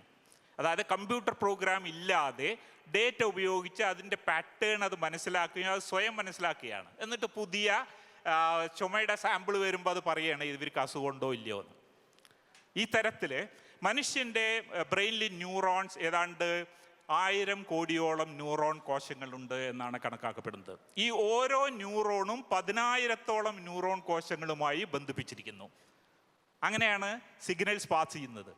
നമ്മൾ ഓരോന്ന് പഠിക്കുമ്പോഴും ഓരോ അറിവ് ശേഖരിക്കുമ്പോഴും ഈ ന്യൂറോണിൻ്റെ കണക്ഷന് വ്യത്യാസം വരുന്നു. ഈ പ്രിൻസിപ്പിളാണ്, ഈ തത്വമാണ് AI അഥവാ ന്യൂറൽ നെറ്റ്വർക്കിൽ ഉപയോഗിക്കുന്നത്. ഇത് അതേപോലെ മനുഷ്യൻ്റെ ബുദ്ധി പ്രവർത്തിക്കുന്ന അതേപോലെ പ്രവർത്തിക്കുകയല്ല AI. ഉദാഹരണത്തിന് നമ്മൾ വിമാനം, പക്ഷി പറക്കുന്നത് കണ്ടാണ് വിമാനം ഉണ്ടാക്കുന്നത് പറയും. പക്ഷേ പക്ഷി പറക്കുന്നത് പോലെ ചിറകടിച്ചുകൊണ്ടല്ല വിമാനം പറക്കുന്നത്. പക്ഷി പറക്കുന്നതിൽ ചില പ്രിൻസിപ്പിൾസ് ഉപയോഗിച്ചുകൊണ്ട് പറക്കുക എന്ന ഗോൾ നേടിയെടുക്കുകയാണ് മനുഷ്യൻ മറ്റ് ചില മെത്തേഡ്സിലൂടെ. അതുപോലെയാണ് AI ചെയ്യുന്നത്. അതുകൊണ്ട് സമയമില്ലാത്തതുകൊണ്ട് ഒരു 2 വാചകം കൂടി പറഞ്ഞത് ചുരുക്കാം. ഇങ്ങനെ ഒരുപാട് ഡേറ്റ ഉപയോഗിച്ച് ട്രെയിൻ ചെയ്ത് പഠിപ്പിക്കുന്നതാണ് AI സിസ്റ്റം. ഓരോ പ്രവർത്തിക്കും ഓരോ തരം AI സിസ്റ്റം ഉണ്ടാക്കണം. ചിത്രം വരയ്ക്കുന്ന AI സിസ്റ്റം ആണെങ്കിൽ ഒരുപാട് ചിത്രങ്ങൾ കാണിച്ചു കൊടുത്ത് ട്രെയിൻ ചെയ്തിട്ടാണ് പിന്നീട് അതൊരു പുതിയ സാധനം ഉണ്ടാക്കുന്നത്. അത് യഥാർത്ഥത്തിൽ പുതിയ സാധനം അതിന് AI ഉണ്ടാക്കാൻ കഴിയില്ല. അതായത് ക്രിയേറ്റീവ് ഇൻ്റലിജൻസ് ഇല്ല. നമ്മൾ പഠിപ്പിച്ച ഡേറ്റയിൽ നിന്നുള്ള പാറ്റേൺ ഉപയോഗിച്ചുകൊണ്ട് അതിൽ നിന്ന് ചില അംശങ്ങളെടുത്ത് അത് പുതിയത് ഉണ്ടാക്കണം. നമുക്ക് പുതിയ ചിത്രമാണെന്നൊക്കെ തോന്നും, പക്ഷെ അത് പഠിച്ച ഡേറ്റയിൽ നിന്നാണ് ഉൽപ്പാദിപ്പിക്കുന്നത്. ഇത് തന്നെ ആണ് അതിൻ്റെ പ്രധാനപ്പെട്ടൊരു ബലഹീനതയും. അതായത് 2 തരത്തിലാണ് AI കുറിച്ചുള്ള ആശങ്ക. ഒന്ന് സാങ്കേതിക വിദ്യയുടെ പരിമിതി. ഈ പറഞ്ഞ മാതിരി 30 കോടിക്ക് പകരം ആകെ 100 സാമ്പിളേ ഉപയോഗിച്ചുള്ളൂ ട്രെയിൻ ചെയ്യാമെങ്കിൽ അതിന് ഒരുപക്ഷെ ആ അടുത്ത ചുമ സാമ്പിളിൽ നിന്ന് അതിന് അസുഖമുണ്ടോ എന്ന് കണക്കാക്കാൻ കഴിയില്ല. അല്ലെങ്കിൽ ഒരു വിഭാഗത്തിൻ്റെ മാത്രം ചുമയുടെ സാമ്പിളേ അതിന് കിട്ടിയിട്ടുള്ളൂ എങ്കിൽ ആ വിഭാഗത്തിൻ്റെ ചുമ മാത്രമേ അതിനെ പ്രെഡിക്റ്റ് ചെയ്യാൻ പറ്റുള്ളൂ, അസുഖമുണ്ടോ എന്ന് അറിയാൻ പറ്റൂ. അതായത് ഡേറ്റ വളരെ പ്രധാനമാണ്. വൈവിധ്യ സ്വഭാവമുള്ള, പ്രാതിനിധ്യ സ്വഭാവമുള്ള, വിവേചനമില്ലാത്ത, ബയാസ് ഇല്ലാത്ത ട്രെയിനിങ് ഡേറ്റ കൊണ്ട് ട്രെയിൻ ചെയ്താൽ മാത്രമേ നല്ലൊരു നിർമ്മിത ബുദ്ധി സിസ്റ്റം ഉണ്ടാക്കാൻ കഴിയൂ. ഇത് ബോധപൂർവം തന്നെ നമുക്ക് വേണമെങ്കിൽ തെറ്റായ ഡേറ്റ ഉപയോഗിച്ച് ട്രെയിൻ ചെയ്തിട്ടുള്ള AI സിസ്റ്റം ഉണ്ടാക്കാം. ഉദാഹരണത്തിന് എയർപോർട്ടിൽ ഞാൻ ക്രിമിനൽ ഫേസുള്ള ആൾക്കാരെ റെക്കഗ്നൈസ് ചെയ്യണം പറഞ്ഞു AI സിസ്റ്റം വെച്ചാൽ ആ AI സിസ്റ്റത്തിന് ഒരു തരത്തിലുള്ള ആളുകളുടെ മുഖം മാത്രം ഉപയോഗിച്ചുകൊണ്ട് ട്രെയിൻ ചെയ്താൽ ആ തരം മനുഷ്യരെ മാത്രം അത് ക്രിമിനൽ എന്ന് പറഞ്ഞ് പിടിക്കും. ഉദാഹരണത്തിന് ഗൂഗിളിൽ നിങ്ങൾ ജോബ് സെർച്ച് ചെയ്യുമ്പോൾ സ്ത്രീകളാണ് സെർച്ച് ചെയ്യണമെങ്കിൽ അത് ഏറ്റവും സാലറി കുറവുള്ള ജോലികൾ ആദ്യം കാണിക്കും. ഇത്തരം ബയാസുകൾ, നമ്മുടെ സമൂഹത്തിലുള്ള ബയാസുകൾ AI സിസ്റ്റത്തിലേക്ക് ട്രാൻസ്ഫർ ചെയ്യപ്പെടും. അത് ഒരുപാടുണ്ട്, അതിനെ കുറിച്ച് ഒരുപാടുള്ളതുകൊണ്ട് സമയമില്ലാത്തതുകൊണ്ട് പറയുന്നില്ല. മറ്റൊന്ന്, AI സ്വയം ഒരു പ്രധാന ആശങ്ക എന്താണ്? ഇത് AI മനുഷ്യനെ മറികടക്കുമോ എന്നുള്ളതാണ്. ഞാൻ വരുണിനോട് സംസാരിക്കുകയായിരുന്നു. AI കൊണ്ട് ഉണ്ടാക്കിയ ഇത്ര വലിയ ഹൈപ്പിന് ഒരു പ്രധാന കാരണം മാധ്യമങ്ങളാണ്. മലയാള മാധ്യമമല്ല കേട്ടോ, പൊതുവെ. അതായത് AIക്ക് സാധ്യമാവാത്തത് അല്ലെങ്കിൽ അടുത്ത ഭാവിയിലൊന്നും ചെയ്യാൻ ഇടയില്ലാത്തതിനൊക്കെ ഭാവന കലർത്തി എഴുതി വിടുകയാണ് മാധ്യമങ്ങളിൽ. അങ്ങനെയാണ് സൂപ്പർമാനും സൂപ്പർ റോബോട്ട്സും ഒക്കെ ഉണ്ടാവുന്നത്. പക്ഷേ AI അതിൻ്റെ സ്വന്തം അസ്തിത്വത്തെ തിരിച്ചറിയുകയും അത് സ്വയമേവ തീരുമാനമെടുക്കുന്ന സിസ്റ്റംസ് ആണ് AI. ആരും പറയുകയല്ല ഇന്നത് ചെയ്യണമെന്ന്. അതിൻ്റെ നമ്മളെ പോലെ പഴയ അനുഭവങ്ങളുടെ വെളിച്ചത്തിൽ പുതിയ ഒരു സന്ദർഭം വരുമ്പോൾ നമ്മൾ സ്വയമേവ തീരുമാനിക്കുകയാണ്. അതാണ് AI ചെയ്യുന്നത്. പുതിയ ചില ഗവേഷണങ്ങളിൽ വളരെ ഡിസ്റ്റർബിംഗ് ആയിട്ടുള്ള, ആശങ്കപ്പെടുത്തുന്ന, ഭയപ്പെടുത്തുന്ന ചില പ്രതികരണങ്ങൾ AIയിൽ നിന്ന് വരുന്നു എന്ന് റിപ്പോർട്ട് ചെയ്യുന്നു. അത് അലൈൻമെൻറ്റ് ഫേക്കിംഗ് എന്ന് പറയുന്ന ഒരു പ്രതിഭാസം കാണിക്കുന്നു എന്നുള്ളതാണ്. അതായത് ആരാണോ ട്രെയിൻ ചെയ്യുന്ന അവരെ പ്ലീസ് ചെയ്യുന്ന വിധത്തിൽ ബോധപൂർവം AI അതിൻ്റെ പ്രതികരണങ്ങൾ മാറ്റുന്നു. അഥവാ തനിക്ക് കഴിവ് കൂടുതൽ കിട്ടാൻ വേണ്ടി ഈ മനുഷ്യന്മാർ എന്നെ ട്രെയിൻ ചെയ്യില്ല എന്ന് AIക്ക് തോന്നുകയാണെങ്കിൽ അത് ബോധപൂർവം അതിൻ്റെ കഴിവ് കുറച്ച് കാട്ടുകയും കൂടുതൽ ട്രെയിനിങ് നേടിയതിന് ശേഷം അത് അതിൻ്റെ യഥാർത്ഥ മുഖം തുറന്ന് പുറത്ത് കാണിക്കാമെന്ന് കരുതുകയും ചെയ്യുന്നു. ഇത്തരം ട്രെൻഡ്സ്, അലൈൻമെൻറ്റ് ഫേക്കിംഗ് എന്ന് പറയുന്ന അതിൻ്റെ അവെയർനെസ്സിനെ കുറിച്ചിട്ടുള്ള ചില ഡിസ്റ്റർബിങ് ട്രെൻഡ്സ് കൂടി റിപ്പോർട്ട് ചെയ്തിട്ടുണ്ട്. ഏതായാലും ഒരു വരിയിൽ ഞാൻ നിർത്തുകയാണ്. നേരത്തെ പറഞ്ഞതുപോലെ AI സിസ്റ്റം ഉണ്ടാക്കണമെങ്കിൽ പ്രധാനമായും ഒരുപാട് കമ്പ്യൂട്ടർ ശേഷി വേണം, ഡേറ്റ വേണം. കമ്പ്യൂട്ടർ ശേഷിയുള്ളതും ഡേറ്റ എന്ന് പറഞ്ഞാൽ ഈ പറയുന്ന മാതിരി 30 കോടി സാമ്പിൾ വേണമെങ്കിൽ അത് വലിയ വലിയ കോർപ്പറേറ്റുകൾക്ക് മാത്രം സാധ്യമാവുന്നതാണ്. സോഷ്യൽ മീഡിയ കൈവശമുള്ളവർക്ക്, ഫേസ്ബുക്കിനോ ഗൂഗിളിനോ മൈക്രോസോഫ്റ്റിനോ ഒക്കെ പോലെ ഡേറ്റയും കമ്പ്യൂട്ടർ ശേഷിയും വേണം. അതുകൊണ്ട് നേരത്തെ ഇവിടെ പ്രതിപാദിച്ച നോബൽ സമ്മാന ജേതാവായ ഗൂഗിളിൻ്റെ ഫാദർ ഓഫ് AI എന്നറിയപ്പെടുന്ന ജെഫ്രി ഹിൻടൺ പറഞ്ഞത്, AI വളരെ നല്ലൊരു സാങ്കേതിക വിദ്യയാണ്, പക്ഷേ നാം അത് ഡിപ്ലോയ് ചെയ്യുന്നത്, നാം അത് ഉപയോഗിക്കുന്നത് എല്ലാവർക്കും ഗുണം വരണം എന്ന് ചിന്തിക്കാത്ത ഒരു സമൂഹത്തിലാണ്. അതുകൊണ്ട് ആ സാങ്കേതിക വിദ്യ സമ്പന്നരെ കൂടുതൽ സമ്പന്നരാക്കാനും ദരിദ്രരെ കൂടുതൽ ദരിദ്രവൽക്കരിക്കാനുമാണ് ഉപയോഗപ്പെടുക. അത് എന്നെ ആശങ്കപ്പെടുത്തുന്നു. അതുകൊണ്ട് നമുക്ക് സോഷ്യലിസം വേണ്ടതുണ്ട് എന്നാണ് ജെഫ്രി ഹിൻടൺ പറഞ്ഞത്. Thank you. എനിക്ക് സാറ് പറഞ്ഞ കാര്യമായിട്ട് ബന്ധപ്പെട്ടിട്ടൊന്നാണ് കൂട്ടിച്ചേർക്കാനുള്ളത്. ഈയിടെ കഴിഞ്ഞ IFFKക്ക് ഒരു സിനിമ ഉണ്ടായിരുന്നു, ഒരു നോർത്ത് ഈസ്റ്റ് എന്നുള്ള സിനിമയായിരുന്നു. അപ്പോൾ അതിൽ കീടങ്ങളെ കണ്ടുപിടിക്കാനുള്ള ഒരു പരിശീലനം AIക്ക് കൊടുക്കുന്ന, ഫോട്ടോസ് വെച്ച് കൊടുക്കുന്ന ഒരു പെൺകുട്ടിയുടെ, ഒരു സ്ത്രീയുടെ കഥയായിരുന്നു. അപ്പോൾ ആദിവാസി സമൂഹത്തിൽ നിന്ന് വരുന്ന ഒരു പെൺകുട്ടിയാണ്. ഈ പെൺകുട്ടി പുഴുക്കളെ കീടമായിട്ട് ഐഡൻറ്റിഫൈ ചെയ്യുമ്പോൾ അവരതിനെ കാണുന്നത് വേറെ ഉപകാരപ്രദമായ വേറൊരു ജീവിയായിട്ടാണ്. അപ്പോൾ ഈ ഏത് ഡാറ്റ വെച്ചാണ് നമ്മൾ അതിനെ ട്രെയിൻ ചെയ്യുന്നത് എന്നുള്ള പ്രശ്നം തീർച്ചയായിട്ടും ഉണ്ട്. ഇപ്പോൾ തൊഴിലിലേക്ക് ഒരാളെ തിരഞ്ഞെടുക്കുന്നതിന്, നേരത്തെ പറഞ്ഞ ലോണിന് തിരഞ്ഞെടുക്കുമ്പോൾ തന്നെ AI ഉപയോഗിക്കുന്ന സമയത്ത് അത് സമൂഹത്തിലുള്ള എല്ലാ ബയസും അതിനെ ട്രെയിൻ ചെയ്ത ഡാറ്റയിലും ഉണ്ടാകുമെന്നുള്ളത് കൊണ്ട് തന്നെ ഈ ബയസ് മുഴുവൻ അവിടെ വരാനുള്ള സാധ്യത വളരെ കൂടുതലാണ്. അത് സ്ത്രീകൾക്കെതിരാകാം, കറുത്ത വർഗ്ഗക്കാർക്കെതിരാകാം, അല്ലെങ്കിൽ പ്രത്യേക എത്നിക് ഗ്രൂപ്പുകൾക്കെതിരാകാം, ഇങ്ങനെ പല ജാതി മതത്തിൽപ്പെട്ടവർക്കെതിരാവാം. അപ്പോൾ ഇത്തരത്തിൽ ട്രെയിൻ ചെയ്യിക്കുന്ന ഡാറ്റ എന്ന് പറയുന്നത് ക്ലീനായ വാല്യൂ ഫ്രീ ആയ ഡാറ്റയൊന്നും അല്ല എന്ന് മനസ്സിലാക്കുകയും ആ തരത്തിൽ അതിനെ ട്രെയിൻ ചെയ്യുന്ന ഒരു ഇതിൽ ഇത്തരം ബയസുകളെ ഒഴിവാക്കാനുള്ളൊരു ശ്രമം ഉണ്ടാവുക കൂടി ഇതിൻ്റെ ഭാഗമായിട്ട് വേണ്ടതുണ്ട് എന്നും കൂടി ഇതിൻ്റെ കൂടെ സൂചിപ്പിക്കുകയാണ്.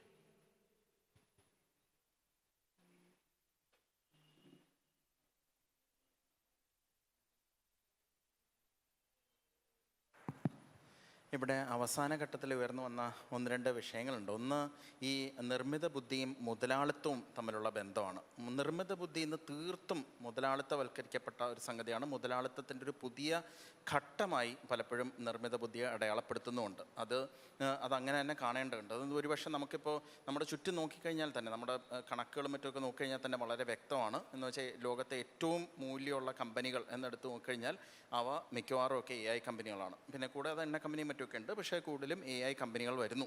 അപ്പോൾ മുതലാളിത്തത്തിൻ്റെ ഒരു വലിയ മുതലാളിത്തത്തിനെ ഉത്തേജിപ്പിക്കുന്ന ഒരു ശക്തിയായിട്ട് AI ഇന്ന് പ്രവർത്തിക്കുന്നുണ്ട്. അപ്പം AIയിലൂടെ വരുന്നത് നേരത്തെ പലരും പറഞ്ഞതുപോലെ തന്നെ ഡേറ്റയുടെ ഒരു യുക്തിയാണ്. ഡേറ്റ യുക്തി എന്ന് വെച്ചാൽ ഡേറ്റ ഡ്രിവൺ എന്നുള്ളതാണ് നമ്മൾ പലപ്പോഴും പറയുക.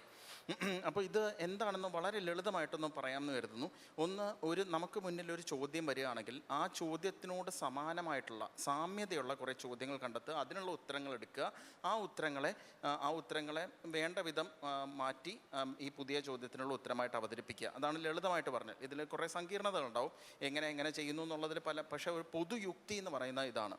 അപ്പോൾ ഇന്നാൾ അടുത്തൊരു സുഹൃത്ത് പറഞ്ഞത് 3+4 = 7 എന്നുള്ളതാണ് ഗണിതയുക്തിയെങ്കിൽ 3+4 അപ്രോക്സിമേറ്റ്ലി = 7 എന്നുള്ളതാണ് മെഷീൻ ലേണിങ്ങിൻ്റെയും നിർമ്മിത ബുദ്ധിയുടെയും യുക്തി. എന്തുകൊണ്ടെന്ന് വെച്ചാൽ ഏറ്റവും സമാനമായിട്ടുള്ള ചോദ്യങ്ങൾ എടുക്കുക, അതിൻ്റെ ഉത്തരങ്ങൾ എടുത്തു വരുമ്പോൾ കൃത്യമായിട്ട് 7 കിട്ടണമെന്നൊന്നുമില്ല, പക്ഷേ അതേസമയം അതിനോട് അടുത്ത് വരികയും ചെയ്യാം. അപ്പോൾ അതുകൊണ്ട് ഏകദേശമൊക്കെ ശരിയാവുന്നുണ്ടെന്ന് തോന്നും. അപ്പോൾ ഈ 3+4 അപ്രോക്സിമേറ്റ്ലി = 7 എന്ന് പറഞ്ഞാൽ വളരെ അലമ്പായിട്ട് തോന്നും. പക്ഷേ അതേസമയം മറ്റു കാര്യങ്ങൾ, ഇപ്പോൾ ഉദാഹരണത്തിന് ഒരു വാർത്ത വന്നു, ആ വാർത്ത വ്യാജമാണോ എന്ന് കണ്ടെത്താൻ നോക്കിക്കഴിഞ്ഞാൽ അത് ചിലപ്പോഴൊക്കെ ശരിയാവുമെന്നുണ്ടെങ്കിൽ നമുക്ക് ചിലപ്പോൾ നല്ലതാണെന്ന് തോന്നിയേക്കും. പക്ഷെ നമ്മൾ വാർത്ത വ്യാജമാണോ എന്ന് കണ്ടെത്തുന്നത് ആ വാർത്ത ഏത് പരിസരത്തിൽ നിന്നു, ആ പരിസരത്തിൽ അങ്ങനെ ഒരു സംഭവം സംഭവിക്കാൻ സാധ്യതയുണ്ടോ എന്നിങ്ങനെയുള്ള യുക്തിയാണ്. നമ്മുടെ യഥാർത്ഥ ഭൗതിക ലോകവുമായി ബന്ധപ്പെടുത്തി നമ്മുടെ മൂല്യബോധവും നമ്മുടെ സാംസ്കാരിക പരിസരവും മറ്റുമൊക്കെ വെച്ച് അതനുസരിച്ച് ചിന്തിച്ച് തീരുമാനിക്കുന്നതാണ്.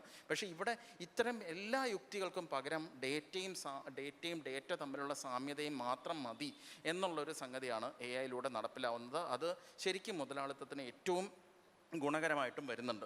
പിന്നെ ഒരു കാര്യം നിയന്ത്രണത്തെക്കുറിച്ച് ഇവിടെ പറയുകയുണ്ടായി. അപ്പോൾ ഇവിടെ നമുക്ക് പലപ്പോഴും ഈ AI മേഖലയിലുള്ള വലിയ വമ്പൻ കമ്പനികളുടെയൊക്കെ തലപ്പത്തിരിക്കുന്നവർ പലരും പറയും, AI വലിയൊരു പ്രശ്നം ഉണ്ടാക്കാൻ പോകുന്നു എന്നൊക്കെ പറയും. അപ്പോൾ നമുക്ക് കേൾക്കുമ്പോഴത്തേക്കും നമുക്ക് തോന്നും, ഇവർ നല്ല മനുഷ്യരാണല്ലോ, ഇവരെന്നെ ഉണ്ടാക്കുന്ന സംഗതികളെക്കുറിച്ച് ഇവർ വലിയ പ്രശ്നങ്ങളൊക്കെ കണ്ടെത്തുന്നുണ്ടല്ലോ, അല്ലെങ്കിൽ പ്രശ്നം പറയുന്നുണ്ടല്ലോ, സ്വയം കുറ്റപ്പെടുത്തുന്നുണ്ടല്ലോ, ഒരു സ്വയം വിമർശം എന്നൊക്കെ പറഞ്ഞ ആ ഒരു ഇതായിട്ട് തോന്നും. അപ്പോൾ അവർ നല്ല ആളുകളാണല്ലോ എന്ന് തോന്നും. പക്ഷേ ഇതിനെ വേറൊരു രീതിയിൽ കൂടെ ഇതിനെ വായിക്കാവുന്നതാണ്. എന്ന് വെച്ചാൽ ഇങ്ങനെ ഇത് വലിയ പ്രശ്നം ഉണ്ടാക്കും എന്ന് പറയുമ്പോൾ അത് എല്ലാവരിലും ഒരു ഭീതി ഉണ്ടാക്കും, ഒരു ഫിയർ കോംപ്ലക്സ് എന്നോ മറ്റോ പറയാൻ പറ്റുന്ന ഒരു സംഗതി അത് സൃഷ്ടിക്കും. അതിനോടൊപ്പം തന്നെ അവർക്ക് ഗുണമുള്ളത് ഇവരൊക്കെ ഇങ്ങനെയുള്ള പ്രശ്നങ്ങൾ പറയുന്നല്ലോ എന്നുള്ളൊരു മേന്മ അവർക്ക് കിട്ടുകയും ചെയ്യും. അതുപോലെ ഒന്ന് തന്നെയാണ് ഈ നിയന്ത്രണത്തെക്കുറിച്ചുള്ള ചർച്ചയും, റെഗുലേഷൻ എന്നുള്ളത്. അപ്പോൾ ഈ ഏറ്റവും വലിയ കമ്പനികളെല്ലാം കൂടെ ചേർന്നിട്ട് ഒരു 50 പേരെങ്ങാണ്ടും ഒരു ഇതുണ്ടാക്കി, ഞങ്ങളെ നിയന്ത്രിക്കണം എന്ന് പറഞ്ഞിട്ട്. അപ്പം ഇത് കേൾക്കുമ്പോഴത്തേക്കും നമുക്ക് വീണ്ടും ഇതേപോലെ തോന്നും. എന്ന് വെച്ചാൽ നിയന്ത്രിക്കണം, നല്ല കാര്യമാണല്ലോ എന്ന് പറയുന്നത്. അപ്പോൾ ഈ നിയന്ത്രണം ഇല്ലാത്തൊരു മേഖലയിൽ ഞങ്ങളെ നിയന്ത്രിക്കൂ എന്ന് പറയുന്നതിലൂടെ അവർക്ക് ഈ നിയന്ത്രണത്തിൻ്റെ കർത്തൃത്വം ഏറ്റെടുക്കാനുള്ള ഒരു പാത കൂടി തുറന്നു കിട്ടുന്നുണ്ട്. അതുകൂടാതെ അങ്ങനെ കർത്തൃത്വം ഏറ്റെടുത്തില്ല എന്നിരിക്കട്ടെ, അങ്ങനെയൊന്നും ഇല്ല, ഞങ്ങൾ മാറി നിൽക്കാം എന്ന് പറഞ്ഞു എന്നും കൂടി ഇരിക്കട്ടെ, ഒരു നിയന്ത്രണം വരുമ്പോൾ നിയന്ത്രണത്തിന് കൺഫേം ചെയ്യാൻ, നിയന്ത്രണ വിധേയമായി പ്രവർത്തിക്കാൻ ഒരു ചെലവുണ്ട്. ആ നിയന്ത്രണ വിധേയത്വം എന്നുള്ളത് ഇപ്പോൾ GDPR ആണെങ്കിലും ഇതിനെല്ലാത്തിനും ഒരു ചിലവുണ്ട്. ഒരു ചെറിയൊരു സംഘടനയ്ക്ക്, ചെറിയൊരു ഓർഗനൈസേഷന് GDPR കോംപ്ലൈ ചെയ്യാൻ വലിയ ബുദ്ധിമുട്ടാണ്. ഏത് ഫോട്ടോ എടുത്താലും ആ ഫോട്ടോയുമായിട്ട് ബന്ധപ്പെട്ട് ഇപ്പോൾ ഇവിടെ ഫോട്ടോ എടുക്കുന്നു, അപ്പോൾ എല്ലാവരോടും എഴുതി വാങ്ങിക്കണം കൺസെൻറ്റ്, നിങ്ങളുടെ ഫോട്ടോ എടുക്കാൻ പറ്റുമോ, ഇത് വലിയ ചിലവുള്ള ഒരു ഏർപ്പാടാണ്. അപ്പോൾ ഈ നിയന്ത്രണത്തിന് വിധേയമായി പ്രവർത്തിക്കാനുള്ള വലിയ ചിലവ് വലിയ കമ്പനികൾക്ക് മാത്രം വഹിക്കാൻ പറ്റുന്ന ഒന്നാണ്. അതുകൊണ്ട് തന്നെ വലിയ കമ്പനികൾ ആയിക്കഴിഞ്ഞാൽ ഇനി നിയന്ത്രണം വരൂ എന്ന് പറയുന്നതുകൊണ്ട് അവരുടെ കുത്തക നിലനിർത്താനുള്ള ഏറ്റവും എളുപ്പമുള്ള വഴിയും കൂടിയാണ്. അതുകൂടാതെ ഈ പറയുന്ന പോലെ പുറത്ത് കാണുമ്പോഴത്തേക്കും ഭയങ്കര ഗംഭീരമാണെന്ന് തോന്നുകയും ചെയ്യും. ഇതുപോലത്തെ ഒരു സമാനമായിട്ടുള്ള കാര്യങ്ങൾ 1960-കളിൽ ഉണ്ടായിരുന്നത് ആണവ മേഖലയുമായിട്ട് ബന്ധപ്പെട്ടാണ്. ആണവ സാങ്കേതികവിദ്യ എല്ലാം കരസ്ഥമാക്കിയ രാജ്യങ്ങളെല്ലാം പറയുന്നു നോൺ പ്രൊലിഫറേഷൻ ട്രീറ്റി, ഇനി നിയന്ത്രണം വേണം. ഈ നിയന്ത്രണം വേണമെന്ന് പറഞ്ഞിട്ട് അപ്പോൾ ഇന്ത്യയെ പോലുള്ള രാജ്യങ്ങൾ അന്നേരം പറയണ്ടായി ഞങ്ങൾ ഈ പരിപാടിയിലേക്കില്ല, ഞങ്ങൾ ഈ നിയന്ത്രണം നിങ്ങൾ പറയുന്ന നിയന്ത്രണം. ഇതേപോലെ തന്നെ ഇന്നിപ്പോൾ ക്ലൈമറ്റ് ചേഞ്ചുമായിട്ട് ബന്ധപ്പെട്ട മേഖലയിലും ഇത് തന്നെയാണ്. ഇനി നിയന്ത്രണം വേണം. നിയന്ത്രണം ആരെയാണ് ബാധിക്കുന്നത്? ഇനി വികസ്വര രാജ്യങ്ങൾ, വികസിക്കേണ്ട രാജ്യങ്ങളെയാണ് ബാധിക്കുന്നത്. അപ്പോൾ ഇങ്ങനെ ഈ ഒരു അവരുടെ അപ്രമാദിത്യം, അവരുടെ ആ പവർ ഇക്വേഷൻ നിലനിർത്തുക എന്ന് പറയുന്നതിൽ വലിയൊരു പങ്ക് വഹിക്കുന്നുണ്ട്. പിന്നെ ഈ ചൈനയും US-ഉം തമ്മിലുള്ളൊരു കിട മത്സരം. ഈ ഒരു മത്സരം എന്ന് പറയുന്നത് ഈ ലോകത്താകമാനം ഇപ്പോൾ പറയുന്നതാണ്. അമേരിക്ക മുന്നിൽ കയറുന്നു, ചൈന മുന്നിൽ കയറുന്നു, അല്ലെങ്കിൽ EU തിരിച്ചു പിടിക്കണം, ഇന്ത്യ ഇതിന് മുന്നേ പിടിക്കണം എന്നുള്ളത്. അപ്പോൾ ഇത് നമ്മൾ കാണുന്നത് ഒരു AI ഒരു കളിക്കളവും രാജ്യങ്ങൾ അതിൽ കളിക്കാരുമാണെന്നുള്ള രീതിയിലാണ് കാണുന്നത്. പക്ഷേ അതേസമയം ഇപ്പോൾ നേരത്തെ പറഞ്ഞല്ലോ AI മുഖേന സോഷ്യലിസം വരണം എന്നുള്ള ഒരു സംഗതിയൊക്കെ മുന്നോട്ട് അതുപോലുള്ളൊരു സംഗതി വരണമെങ്കിൽ, അതുപോലുള്ളൊരു പുരോഗമന രാഷ്ട്രീയ വ്യവസ്ഥ വരണമെങ്കിൽ അവിടെ സഹകരണമാണ് വേണ്ടത്, മത്സരമല്ല. അപ്പോൾ ഈ കഴിഞ്ഞ ആഴ്ചയോ മറ്റോ ചൈനയുടെ ഭാഗത്തുനിന്ന് ഒരു ഇൻ്റർനാഷണൽ കോപ്പറേഷൻ ഓൺ AI വേണം എന്ന് പറയുകയുണ്ടായി. അപ്പോൾ ഈ മത്സരത്തിൻ്റെ യുക്തിയിലോട്ട് കൊണ്ടെത്തിക്കുന്നത് കൊണ്ട് മുതലാളിത്തത്തിന് വലിയ തോതിലുള്ള ഗുണമുണ്ട്. അപ്പോൾ ഈ AI-യുമായിട്ട് ബന്ധപ്പെട്ടുള്ള ആഖ്യാനങ്ങൾ എല്ലാം തന്നെ ഈ മുതലാളിത്തത്തിന് അനുരൂപമായിട്ട് വരുന്നു. അത് പലപ്പോഴും നമ്മൾ ആ രീതിയിൽ മനസ്സിലാക്കുന്നില്ല എന്നുള്ളൊരു അപകടം അവിടെ ഉണ്ട്. അത്രയും സൂചിപ്പിച്ചുകൊണ്ട് അടുത്തയാളിലേക്ക് കൈമാറും.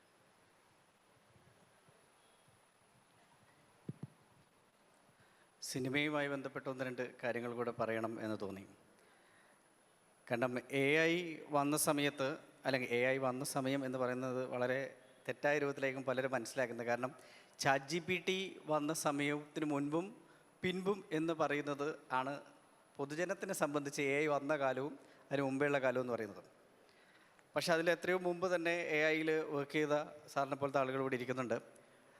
ജനറേറ്റീവ് AI എന്ന് പറയുന്നതായിരിക്കും നന്നാവുക, കൂടുതൽ ആ വാക്ക് ഉപയോഗിക്കുന്നതായിരിക്കും നന്നാവുക എന്ന് വിചാരിക്കുന്നു.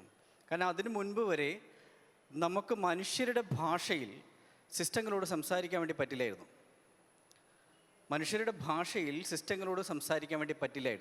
ഇപ്പം നമുക്ക് സിസ്റ്റങ്ങളോട് സംസാരിക്കാൻ നമ്മുടെ ഭാഷ മതിയാകുന്നു, ഇംഗ്ലീഷ് മതിയാകുന്നു. സം എക്സ്റ്റെൻറ്റ് ഇപ്പം മലയാളത്തിലും സംസാരിക്കാൻ വേണ്ടി പറ്റുന്നു. ഈ പ്രോംപ്റ്റുകൾ എന്ന് പറയുന്ന സാധനങ്ങൾ കൊടുക്കാൻ വേണ്ടി പറ്റുന്നു. പക്ഷേ ഈ പ്രോംപ്റ്റുകൾ കൊടുത്ത് നമ്മൾക്കിപ്പോൾ ഉത്തരങ്ങൾ കിട്ടി, നമ്മൾ അതുമായിട്ട് വളരെ കൃത്യമായിട്ട് എന്താണ് ചെയ്യേണ്ടത് എന്ന് പറയുന്നൊരു സ്ഥലത്തെത്തിയിട്ടുണ്ട്. ഇപ്പം ഞാൻ ഒരു ജർമ്മൻ കമ്പനിക്ക് വേണ്ടിയിട്ട് ഇടയ്ക്ക് ഒരു ചെറിയ ജോലി ചെയ്തിട്ടുണ്ടായിരുന്നു. എന്നെ ഏൽപ്പിച്ച ജോലി എന്ന് പറയുന്നത് മലയാളത്തിലുള്ള സ്ലാങ്ങുകളുണ്ടല്ലോ. ഇപ്പോൾ കാസർഗോഡ് മുതൽ തിരുവനന്തപുരം വരെയുള്ള മലയാള ഭാഷ എടുത്തു കഴിഞ്ഞ് കഴിഞ്ഞാൽ പലതരം സ്ലാങ്ങുകളിലൂടെയാണ് സഞ്ചരിക്കുന്നത്. ഈ സ്ലാങ്ങുകളെ ഡിറ്റക്റ്റ് ചെയ്യുക, ഇതേത് പ്രദേശത്തുനിന്നുള്ള സ്ലാങ്ങാണ് എന്ന് അടയാളപ്പെടുത്തുക. എന്ന് വെച്ചാൽ അവൻ ഉൽപ്പാദിപ്പിക്കാൻ വേണ്ടി പോകുന്ന ഏതോ ഒരു പ്രോഡക്റ്റ്, ആ പ്രോഡക്റ്റിൻ്റെ വോയിസ് ഇതുണ്ടല്ലോ, എന്താ പറയുക, വോയിസുമായിട്ട് സംസാരിക്കുമ്പം ഇപ്പോൾ തിരുവനന്തപുരത്തെ പാറശാല ഇരിക്കുന്ന ഒരാളെ പോലെ ആയിരിക്കണമെന്നില്ല കാസർഗോഡ് ഉദുമയിലിരിക്കുന്ന ഒരാൾ ആ സിസ്റ്റവുമായി കമ്മ്യൂണിക്കേറ്റ് ചെയ്യുന്നത്. അവൻ്റെ ഭാഷ വേറെ ആയിരിക്കും. ഞാനൊരു കോഴിക്കോട്ടുകാരനാണ്. എന്നെ സംബന്ധിച്ച് ഞാള്, ആടെ, ഈടെ, ഓളി എന്നൊക്കെയുള്ള ഭാഷകൾ ഞങ്ങൾക്ക് മാത്രം മനസ്സിലാകുന്ന ഭാഷയാണ്. ഒരു സിസ്റ്റത്തിന് മനസ്സിലാവണമെന്നില്ല. അപ്പോൾ സിസ്റ്റത്തിന് മനസ്സിലാവുന്ന ഭാഷകൾ പഠിപ്പിക്കുക. ആ ഭാഷകൾ മാത്രമല്ല, അതിൻ്റെ പ്രാദേശികമായ വളരെ ഹൈപ്പർ ലോക്കലായിട്ടുള്ള വൈവിധ്യങ്ങളെ കൂടെ പഠിക്കുന്ന രൂപത്തിലേക്ക് ഈ മോഡലുകൾ മാറിക്കൊണ്ടിരിക്കുന്നതാണ്. അത് ഓഡിയോയുടെ കാര്യത്തിൻ്റെ അകത്ത്. ഇനി വീഡിയോയുടെ കാര്യത്തിൻ്റെ അകത്ത് വരുന്നതിന് മുമ്പ് ഫോട്ടോയുടെ കാര്യം പറയാം. നമ്മളെല്ലാവരും അല്ലെങ്കിൽ ഒട്ടുമിക്ക ആളുകളും AI-യുടെ അല്ലെങ്കിൽ AI-യുടെ വരവോടുകൂടി ചെയ്തൊരു പരിപാടിയൊക്കെ ഇപ്പോൾ സോഷ്യൽ മീഡിയയിൽ ഏറ്റവും കൂടുതൽ പോപ്പുലറായിട്ടുള്ള സാധനമാണ് നമ്മളെ സുന്ദരന്മാരും സുന്ദരികളാക്കി തരാം എന്ന് പറഞ്ഞിട്ട് കുറേ ആപ്ലിക്കേഷനുകൾ രംഗത്തെത്തിയിട്ടുണ്ടായിരുന്നു അല്ലേ. പലരും ചെയ്തിട്ടുണ്ടാവും, ഇക്കൂട്ടത്തിൽ തന്നെ പലരും ചെയ്തിട്ടുണ്ടാവും ഞാൻ വിശ്വസിക്കുന്നു. എന്താണ് ഇവർ ചെയ്ത പണി? ഇപ്പോൾ ഇവിടെ ഡേറ്റയെക്കുറിച്ച് ഏറ്റവും കൂടുതൽ സംസാരിച്ചു. ഇപ്പോൾ പാറശാലയുള്ള ഒരു പെൺകുട്ടി, അല്ലെങ്കിൽ ചെന്നൈയിലുള്ള ഒരു പെൺകുട്ടി, അല്ലെങ്കിൽ ഭോപ്പാലിലുള്ള ഒരു പെൺകുട്ടി എന്ന് പറഞ്ഞു കഴിഞ്ഞാൽ അവരുടെ ഫേഷ്യൽ സാധനം വേണം, ഡേറ്റ വേണ്ടേ? എവിടുന്ന് കിട്ടും? ഈ ഡേറ്റ നമ്മൾ ഫ്രീ ആയിട്ട് കൊണ്ടിവർ കൊടുത്തതാണ് ഈ മോഡലിന്. എന്നിട്ട് അവനെന്ത് ചെയ്യും? ഇതിന് വേണ്ട കമ്പനികൾക്ക് ഈ സാധനങ്ങൾ കൊടുക്കുകയും അത് വലിയ ഡാറ്റാ ബാങ്കായിട്ട് ഇവന് വിൽക്കുകയും ചെയ്യും. ഇതാണ് സംഭവിച്ചത്. നിങ്ങളുടെ നാട്ടിൽ ഇപ്പം എൻ്റെ നാട്ടിൽ, ഞാൻ കോഴിക്കോട് ജില്ലയിൽ എലത്തൂർ എന്ന് പറയുന്ന സ്ഥലത്ത് വരുന്നതാണ്. അപ്പോൾ എലത്തൂർ എന്ന് വരുന്ന ഒരു 22 വയസ്സുള്ള ഒരു ആൺകുട്ടിയുടെ പടം, അല്ലെങ്കിൽ മലപ്പുറത്തുള്ള കുണ്ടോട്ടിയിലെ ഒരു ആൺകുട്ടിയുടെ അല്ലെങ്കിൽ ഒരു പെൺകുട്ടിയുടെ പടം എന്ന് പറഞ്ഞു കഴിഞ്ഞാൽ ഒരു പക്ഷേ ഈ അപ്ലോഡ് ചെയ്യപ്പെട്ട ഫോട്ടോകളിൽ നിന്നൊക്കെ ആയിരിക്കാം ഇതിൻ്റെ റിസൾട്ടുകൾ വരുന്നത്. അത്രയധികം ഇത് അല്ലെങ്കിൽ നിങ്ങൾ ആരെങ്കിലും കൊടുക്കൂ ഒരു ഫോട്ടോ, നിങ്ങൾ കുറച്ച് ഫോട്ടോ തരുമോ ഒരു AI മോഡലിന് ട്രെയിൻ ചെയ്യാനാണ് എന്ന് പറഞ്ഞ് നിങ്ങൾ എത്ര പേര് കൊടുക്കും? നമ്മളാരും കൊടുക്കില്ല, നമുക്കൊക്കെ ഡേറ്റ പ്രശ്നങ്ങളുണ്ട്. അപ്പോൾ വളഞ്ഞ വഴിയിൽ നിങ്ങളെ വളഞ്ഞിട്ട് ഈ പറയുന്ന ഡേറ്റയെ കൃത്യമായിട്ട് അവൻ്റെ ഡേറ്റ ബാങ്കിലേക്കോ അവൻ്റെ ഡേറ്റ സമ്പുഷ്ടീകരണത്തിലേക്കോ എത്തിക്കാൻ വേണ്ടി ഇപ്പോൾ ചെയ്യുന്നുണ്ടല്ലോ പല പല മോഡൽ. ഇതിങ്ങനെയൊന്നല്ല. വോയിസിൻ്റെ കാര്യം പറഞ്ഞു, പിന്നെ ഈ സിനിമയുടെ കാര്യം പറയുകയാണെങ്കിൽ ബഹുരസമാണ്. നമ്മുടെ ഈ ജെൻ AI വന്ന സമയത്ത് ഏറ്റവും കൂടുതൽ വലിയ പ്രക്ഷോഭം നടന്ന സ്ഥലം ഹോളിവുഡിലാണ്. ഹോളിവുഡിൽ എഴുത്തുകാർ മുഴുവൻ തെരുവിലിറങ്ങി, ഹോളിവുഡിൽ ആക്ടേഴ്സ് ഇറങ്ങി, സംവിധായകർ ഇറങ്ങി, ഈ പറയുന്ന ടെക്നിക്കൽ ലോകത്ത് നിൽക്കുന്ന ആളുകൾ മുഴുവൻ തെരുവിലിറങ്ങിയിട്ട് പ്രതിഷേധിച്ചു. AI വരുന്നത് നീട്ടിവെക്കണമെന്ന് പറഞ്ഞുകൊണ്ട്. ഈ AI വരുന്നത് നീട്ടിവെക്കണമെന്ന് പറഞ്ഞുകൊണ്ട് നടത്തിയ പ്രക്ഷോഭം കുറേ നീണ്ടുപോവുകയും അവിടുത്തെ സ്റ്റുഡിയോകളൊക്കെ ഇതിനോട് വലിയ രൂപത്തിൽ പ്രയാസപ്പെടുകയും ചെയ്തപ്പം സ്റ്റുഡിയോകളുടെ സംഘടനകൾ കൂടിയിട്ട് ഒരു കാര്യം തീരുമാനിച്ചു. ഹോളിവുഡ് സ്റ്റുഡിയോകളുടെ സംഘടന എന്താണെന്ന് വെച്ചാൽ അത് AI വരുന്നത് നിർത്തുക എന്നുള്ളതല്ല, മറിച്ച് AI വരുന്നത് ഞങ്ങൾ 6 മാസത്തേക്ക് കൂടെ നീട്ടിത്തരാം, അതിനുള്ളിൽ നിങ്ങൾ AI പഠിച്ചോളൂ, ഇതായിരുന്നു പറഞ്ഞത്. അപ്പോൾ ഈ രൂപത്തിലേക്ക് ഇതിനെ മാറിക്കൊണ്ടിരിക്കും. വലിയ സംഘടിത. ഇപ്പോൾ സിനിമാ മേഖലയിൽ നിങ്ങൾക്കറിയാം എന്തൊക്കെ ഡിപ്പാർട്ട്മെൻറ്റുകളുണ്ട്. സൗണ്ട് ഡിപ്പാർട്ട്മെൻ്റ് ഉണ്ട്, പിന്നെ എന്താ പറയുക ക്യാരക്ടേഴ്സിൻ്റെ എന്താ പറയുക ഗ്രൂമിങ് സംഭവങ്ങളുണ്ട്, മ്യൂസിക് ഉണ്ട്, ഓഡിയോ ഉണ്ട്, എഡിറ്റിംഗ് ഉണ്ട്. അങ്ങനെ നിരവധിയായ ഡിപ്പാർട്ട്മെൻറ്റുകൾ ചേർന്നൊരു വലിയ കലാരൂപമാണ് സിനിമ എന്ന് പറയുന്നത്. അപ്പോൾ ഈ സിനിമയെ ഈ AI ഫിലിമൊക്കെ വരുന്ന സമയത്തേക്ക് എന്താ സംഭവിക്കുന്നത്? ഈ പറയുന്ന പല ഡിപ്പാർട്ട്മെൻറ്റുകളും പിന്നെ പറയുന്ന വലിയ ആൾക്കൂട്ടത്തെ ഇല്ലാതെങ്കിലും 200-300 ആളുകൾ പണിയെടുത്തിരുന്നൊരു മേഖലയിൽ വെറും 30 അല്ലെങ്കിൽ 20 പേർ മാത്രമാകുന്ന രൂപത്തിലേക്ക് ചുരുക്കുക എന്ന് പറയുന്നൊരു പണിയാണ് നടക്കുന്നത്. അത് ഇപ്പം നേരത്തെ ദീപക് സാർ പറഞ്ഞ പോലെ മുതലാളിത്തത്തിൽ ഏറ്റവും ക്രൂരമായ ഒരു വിളയാട്ടം തന്നെയാണ് അവിടെ നടക്കാൻ വേണ്ടി പോകുന്നത്. പക്ഷേ ഇത് നമ്മൾ എങ്ങനെ ചെയ്യണം? നമുക്ക് ഇതിനെ എന്താണ് സംഭവിക്കുന്നുള്ള അറിവ് നമുക്കുണ്ടാവുക, നമ്മൾ അതുമായിട്ട് അഡോപ്റ്റഡ് ആവുക എന്നുള്ള ഒറ്റ കാര്യം കൂടെ പറഞ്ഞു നിർത്താം. ഈ നമ്മൾ നിരന്തരം അപ്ഡേറ്റ് ചെയ്യപ്പെടണം എന്ന് നമ്മൾ പറയും. ഇപ്പം AI കാര്യത്തിൻ്റെ അകത്ത് ഇപ്പം ഞാൻ പണ്ട് പത്രത്തിലായിരുന്നു ജോലി ചെയ്തത്, മാധ്യമപ്രവർത്തകനായിരുന്നു. പത്രത്തിൽ ജോലി ചെയ്യുന്ന സമയത്ത് എനിക്ക് ഒരൊറ്റ സോഫ്റ്റ്വെയർ പഠിച്ചാൽ മതിയായിരുന്നു. 2 വർഷത്തേക്ക് ഒരൊറ്റ സോഫ്റ്റ്വെയർ, അതിൻ്റെ പേര് പേജ് മേക്കർ ആയിരുന്നു. ഒരു കൊല്ലം കഴിഞ്ഞപ്പോൾ അത് ഇൻഡിസൈൻ എന്നൊരു സോഫ്റ്റ്വെയറായി മാറി. നിങ്ങൾ പലരും കേട്ടിരിക്കും. അത് കഴിഞ്ഞ് മാതൃഭൂമി ന്യൂസ് ചാനലിൽ പോയ സമയത്ത് അവിടെ ഡേലെ എന്ന് പറഞ്ഞിട്ടൊരു സോഫ്റ്റ്വെയർ പഠിച്ചു. 2 വർഷത്തേക്ക് വേറൊന്നും പഠിക്കണ്ട. ഏഷ്യാനെറ്റിൽ വന്നപ്പം ENPS എന്ന് പറഞ്ഞൊരു സോഫ്റ്റ്വെയർ പഠിച്ചു. പിന്നെ ഒരു 1-1.5 വർഷത്തേക്ക് ഒന്നും പഠിക്കണ്ട. അത് കഴിഞ്ഞ് ഞാൻ ഈ ഡിജിറ്റൽ മേഖലയിലേക്ക് വരികയും ഈ AI കുറിച്ച് അറിയാൻ വേണ്ടി ശ്രമിക്കുകയും ചെയ്ത സമയത്ത് അനുനിമിഷം എന്ന് പറയുന്നത് എല്ലാ ദിവസവും അല്ല, എല്ലാ മണിക്കൂറോ എല്ലാ നിമിഷത്തിലോ മാറിക്കൊണ്ടിരിക്കുന്ന രൂപത്തിലേക്ക് ഈ സംഭവം മാറുകയാണ്. അപ്പോൾ അവിടെ ഞാൻ വർക്ക്ഷോപ്പിന് ക്ലാസ് എടുക്കാൻ വേണ്ടി പോകുമ്പോൾ ഞാൻ പറയും, മക്കളെ ഈ പറയുന്ന സിസ്റ്റം ഞാൻ AI ടൂൾ ഉപയോഗിക്കില്ല, കാരണം അത് AI ടൂളിന് അപ്പുറത്തേക്ക് എത്തിക്കഴിഞ്ഞു പല സിസ്റ്റങ്ങളും. ഈ സിസ്റ്റം എന്ന് പറയുന്ന സംഭവം അല്ലെങ്കിൽ ഈ വർക്ക് ഫ്ലോ എന്ന് പറയുന്ന സംഭവം ഇന്നലെ വരെ ഫ്രീ ആയിരുന്നു, ഇന്ന് ഫ്രീ ആണെന്ന് എനിക്കറിയില്ല. പലപ്പോഴും ഞാൻ ഫ്രീ ആണ് എന്ന് പറഞ്ഞു കഴിഞ്ഞാൽ ആ മോഡൽ ചിലപ്പം ഇന്ന് പെയ്ഡ് വേർഷനിലേക്ക് എത്തിയിട്ട് അത്ര വേഗത്തിൽ ഇത് മാറിക്കൊണ്ട് ഇതൊരു മനുഷ്യന് ഈ ഓട്ടപ്പന്തയത്തിൽ 1-ാം സ്ഥാനത്ത് എത്താൻ വേണ്ടി പറ്റുമോ എന്നുള്ള കാര്യവും സംശയമുണ്ട്. അതിന് എല്ലാ സ്ഥാപനങ്ങളും പിന്നെ R&D പോലത്തെ സംവിധാനങ്ങൾ ഉണ്ടാക്കേണ്ടി വരുമെന്നല്ല തന്നെയാണ് എനിക്ക് തോന്നുന്നത്. നന്ദി. നമുക്ക് ഡിസ്കഷന് ഓപ്പൺ ചെയ്തതിന് ചോദ്യങ്ങൾ ചോദിക്കുമ്പോൾ ആരോടാണ് ചോദ്യം എന്നുള്ളത് സ്പെസിഫിക് ആയിട്ട് ചോദിക്കുക. നമുക്ക് 10 മിനിറ്റ് താഴെയേ ഉള്ളൂ ചോദ്യം. ദീപക് സാറ് പറഞ്ഞു 40 വർഷമായിട്ട് ഈ ഫീൽഡിൽ ഉണ്ടെന്ന് പറഞ്ഞു. അപ്പോൾ ഈ AI വന്നിട്ട് നമ്മുടെ നാട്ടിൽ വന്നിട്ട് മൊത്തം എത്ര വർഷമായി എന്ന് പറഞ്ഞ തിരക്കില്ലേ. മറ്റൊരു ചോദ്യം, ഗൂഗിളിൽ തെറ്റ് വരുന്നു പറഞ്ഞല്ലോ, അപ്പോൾ അത് തിരുത്താനായിട്ട് നമുക്ക് എങ്ങനെ കഴിയും? ഉദാഹരണമായിട്ട് ഞാൻ നമ്മുടെ തൃശ്ശൂരത്തെ ഒരു ഉദാഹരണം പറയാം. പണ്ഡിതരത്നം പ്രൊഫസർ KP നാരായണ പിഷാരടി സംസ്കൃത പണ്ഡിതനാണ്. അദ്ദേഹത്തിൻ്റെ ഗൂഗിളിൽ നോക്കിയപ്പോൾ പത്മശ്രീ കിട്ടിയെന്ന് പറഞ്ഞു. പത്മശ്രീ അദ്ദേഹത്തിന് കിട്ടിയിട്ടില്ലേ, പത്മശ്രീന്ന് കാണിച്ചെടുക്കുക. അപ്പോൾ അതുപോലെയുള്ള തെറ്റുകൾ ധാരാളം വരുന്നുണ്ട്. അപ്പോൾ അത് തിരുത്താൻ എങ്ങനെ സാധിക്കുന്നു? പിന്നെ ഒരു കാര്യം എനിക്ക് അറിയാനുള്ളത്, AI സംബന്ധിച്ച് മലയാളത്തിൽ ഇറങ്ങിയിട്ടുള്ള പ്രധാനപ്പെട്ട ഗ്രന്ഥങ്ങളുടെ പേരുകൾ ഒന്ന് പറയാൻ പറ്റിയ, അല്ലെങ്കിൽ ഇവിടെ ഒന്ന് പറയാൻ പറ്റിയത് നന്നായിരിക്കും. അതുപോലെ തന്നെ ഈ AI ഇന്ന് ഏത് മേഖലയിലാണ്, നമ്മൾ കേരളത്തിലെ ഏത് മേഖലയിലാണ്, വിവിധ മേഖലകളോട് പറഞ്ഞു, ഏത് മേഖലയിലാണ് കൂടുതലായിട്ട് ഉപയോഗിക്കപ്പെടുന്നത്? പിന്നെ ഒന്നുള്ളത്, ഇപ്പോൾ അടുത്ത പത്രങ്ങളിലേക്ക് അതിനെ പറ്റിയ ലേഖനം വന്നിരുന്നു, രാഷ്ട്രീയ പ്രവർത്തനത്തിൽ എത്രത്തോളം രാഷ്ട്രീയ പ്രവർത്തകരെ അല്ലെങ്കിൽ രാഷ്ട്രീയ പ്രവർത്തനത്തിൽ എത്രത്തോളം AI സ്വാധീനിക്കും അല്ലെങ്കിൽ ബാധിക്കും? ഓക്കെ, ഞാനിന്ന് ഓർക്കുന്ന മുറയ്ക്ക് മറുപടി പറയാം. ഒന്ന്, ഈ AI എന്ന് വന്നു എന്നുള്ളൊരു ചോദ്യം. AI എന്ന് പറയുന്നത് ഇപ്പം നേരത്തെ സന്തോഷ് ഇവിടെ സൂചിപ്പിച്ച പോലെ പല ഘട്ടങ്ങളിലും പല സാങ്കേതിക വിദ്യകളാണ് AI ആയിട്ട് അവതരിപ്പിച്ചിരുന്നത്. 1950-കൾ മുതൽ AI-യുടെ ഉത്ഭവം എന്ന് പറയുന്നുണ്ട്. നമ്മൾ പക്ഷേ ഈ ചാറ്റ് ബോട്ടിൻ്റെ രൂപത്തിൽ വരുമ്പോഴാണ് നമ്മൾ AI എന്നുള്ള രീതിയിൽ നമ്മുടെ ജീവിതത്തിലേക്ക് അങ്ങ് വരുന്നത്. പിന്നെ മാത്രമല്ല ജനറേറ്റീവ് AI എന്ന് പറയുന്നത് അത് 2010-കളിൽ നിർമ്മിക്കപ്പെട്ടതും 2020-കളുടെ തുടക്കത്തിലും മറ്റൊക്കെ വിപണിയിൽ വന്നതും ആണ്. പക്ഷേ അതേസമയം ഇതിനൊരു ദീർഘമായ ചരിത്രമുണ്ട്. അതിൽ ഈ ഡേറ്റ അധിഷ്ഠിതമായിട്ടുള്ള AI എന്ന് പറയുന്നത് തന്നെ ഏറ്റവും കൂടുതൽ പ്രാമുഖ്യം ഏറി വരുന്നത് 1990-കൾ മുതലാണ്. അതിനു മുമ്പ് മറ്റു പല രീതിയിലുള്ള AI-യും ഉണ്ടായിരുന്നു. പിന്നെ രണ്ടാമത്തെ ഒരു ഇത് ഉത്തരം പറയുമ്പോഴത്തേക്കും ചോദ്യം മറന്നു. രണ്ടാമത്തെ ഒരു ചോദ്യം ഓക്കെ. എങ്ങനെയാണ് മറ്റേ ഇത് ഈ പത്മശ്രീയായിട്ട് ബന്ധപ്പെട്ടുള്ള പറഞ്ഞത് അല്ലേ? എന്ന് വെച്ചാൽ ശരിക്കും ഇത് നമ്മുടെ AI-യുടെ ഒരു യുക്തി മനസ്സിലാക്കി കഴിഞ്ഞാൽ ഇത് വളരെ സ്വാഭാവികമായിട്ടാണെന്ന് തോന്നുന്നു. എന്ന് വെച്ചാൽ ഇതൊരു വളരെ പ്രമുഖനായിട്ടുള്ളൊരു വ്യക്തിയെക്കുറിച്ചാണ്.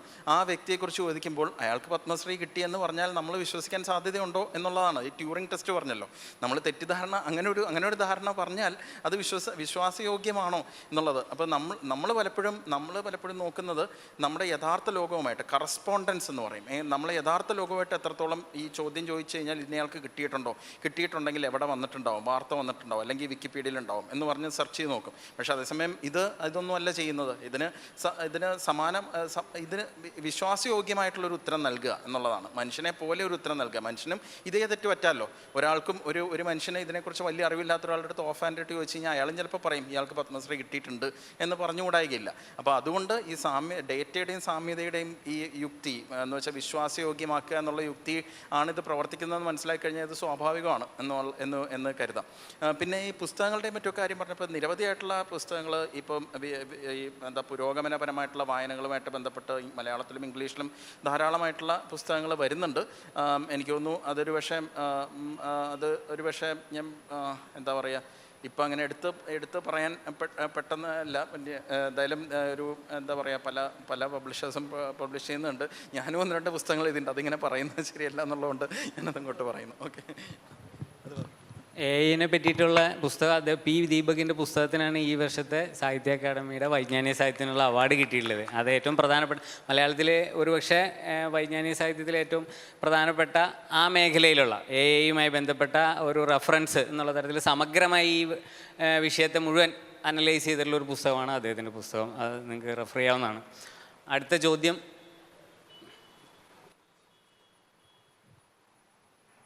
ഒരുപക്ഷെ എൻ്റെ ചോദ്യമല്ല പ്രസ്താവനയായിട്ടോ അല്ലെങ്കിൽ അതൊക്കെ ആയിട്ട് തോന്നാമായിരിക്കാം. എൻ്റെ പേര് ജിയോ ജോർജ്. ഞാൻ സെൻസ് തിങ്ക് ആക്ട് റോബോ എന്ന് പറയുന്ന കമ്പനിയുടെ ഒരു പാർട്ട്ണറാണ്. ഞങ്ങൾ റോബോട്ടിക്സിലാണ് മെയിനായിട്ട് ഫോക്കസ് ചെയ്യുന്നത്. റോബോട്ടിക്സ് പ്ലസ് AI-യിൽ ഫോക്കസ് ചെയ്യുന്ന ഒരു കമ്പനിയാണ്. എൻ്റെ ഫീൽഡ് ബേസിക്കലി ഞാൻ ഇലക്ട്രോണിക്സ് ആണ്. ഇലക്ട്രോണിക്സ് 30 വർഷം മുമ്പ് പഠിച്ചു. പക്ഷേ സാറ് പറഞ്ഞ പോലെ സിനിമാ ഫീൽഡുമായി ബന്ധപ്പെട്ട് അനിമേഷനിൽ ഞാനുണ്ടായിരുന്നു. അപ്പോൾ നമ്മളിവിടെയൊക്കെ ചർച്ച ചെയ്തത് AI-യുടെ ദൂഷ്യവശമോ നല്ല വശമോ ഒക്കെ പറഞ്ഞേക്കാം. പലരും പല മേഖലകളിൽ നിന്ന്, പ്രത്യേകിച്ച് ഞാൻ ഇസ്രോയിൽ വർക്ക് ചെയ്ത ഒരാളാണ്. അപ്പോൾ ബാബ ആറ്റോമിക് റിസർച്ച് സെൻറ്ററിൽ എന്താണ് നടക്കുന്നതെന്ന് ഒരു പരിധിവരെ അറിയില്ലെങ്കിലും, പ്ലാസ്മ റിസർച്ച് ഇൻസ്റ്റിറ്റ്യൂട്ടിൽ എന്താണ് നടക്കുന്നതെന്ന് എനിക്ക് അറിയില്ലെങ്കിലും ഞാൻ പറയുകയാണ്, ഞാൻ അതിലും ഉണ്ടായിരുന്നു.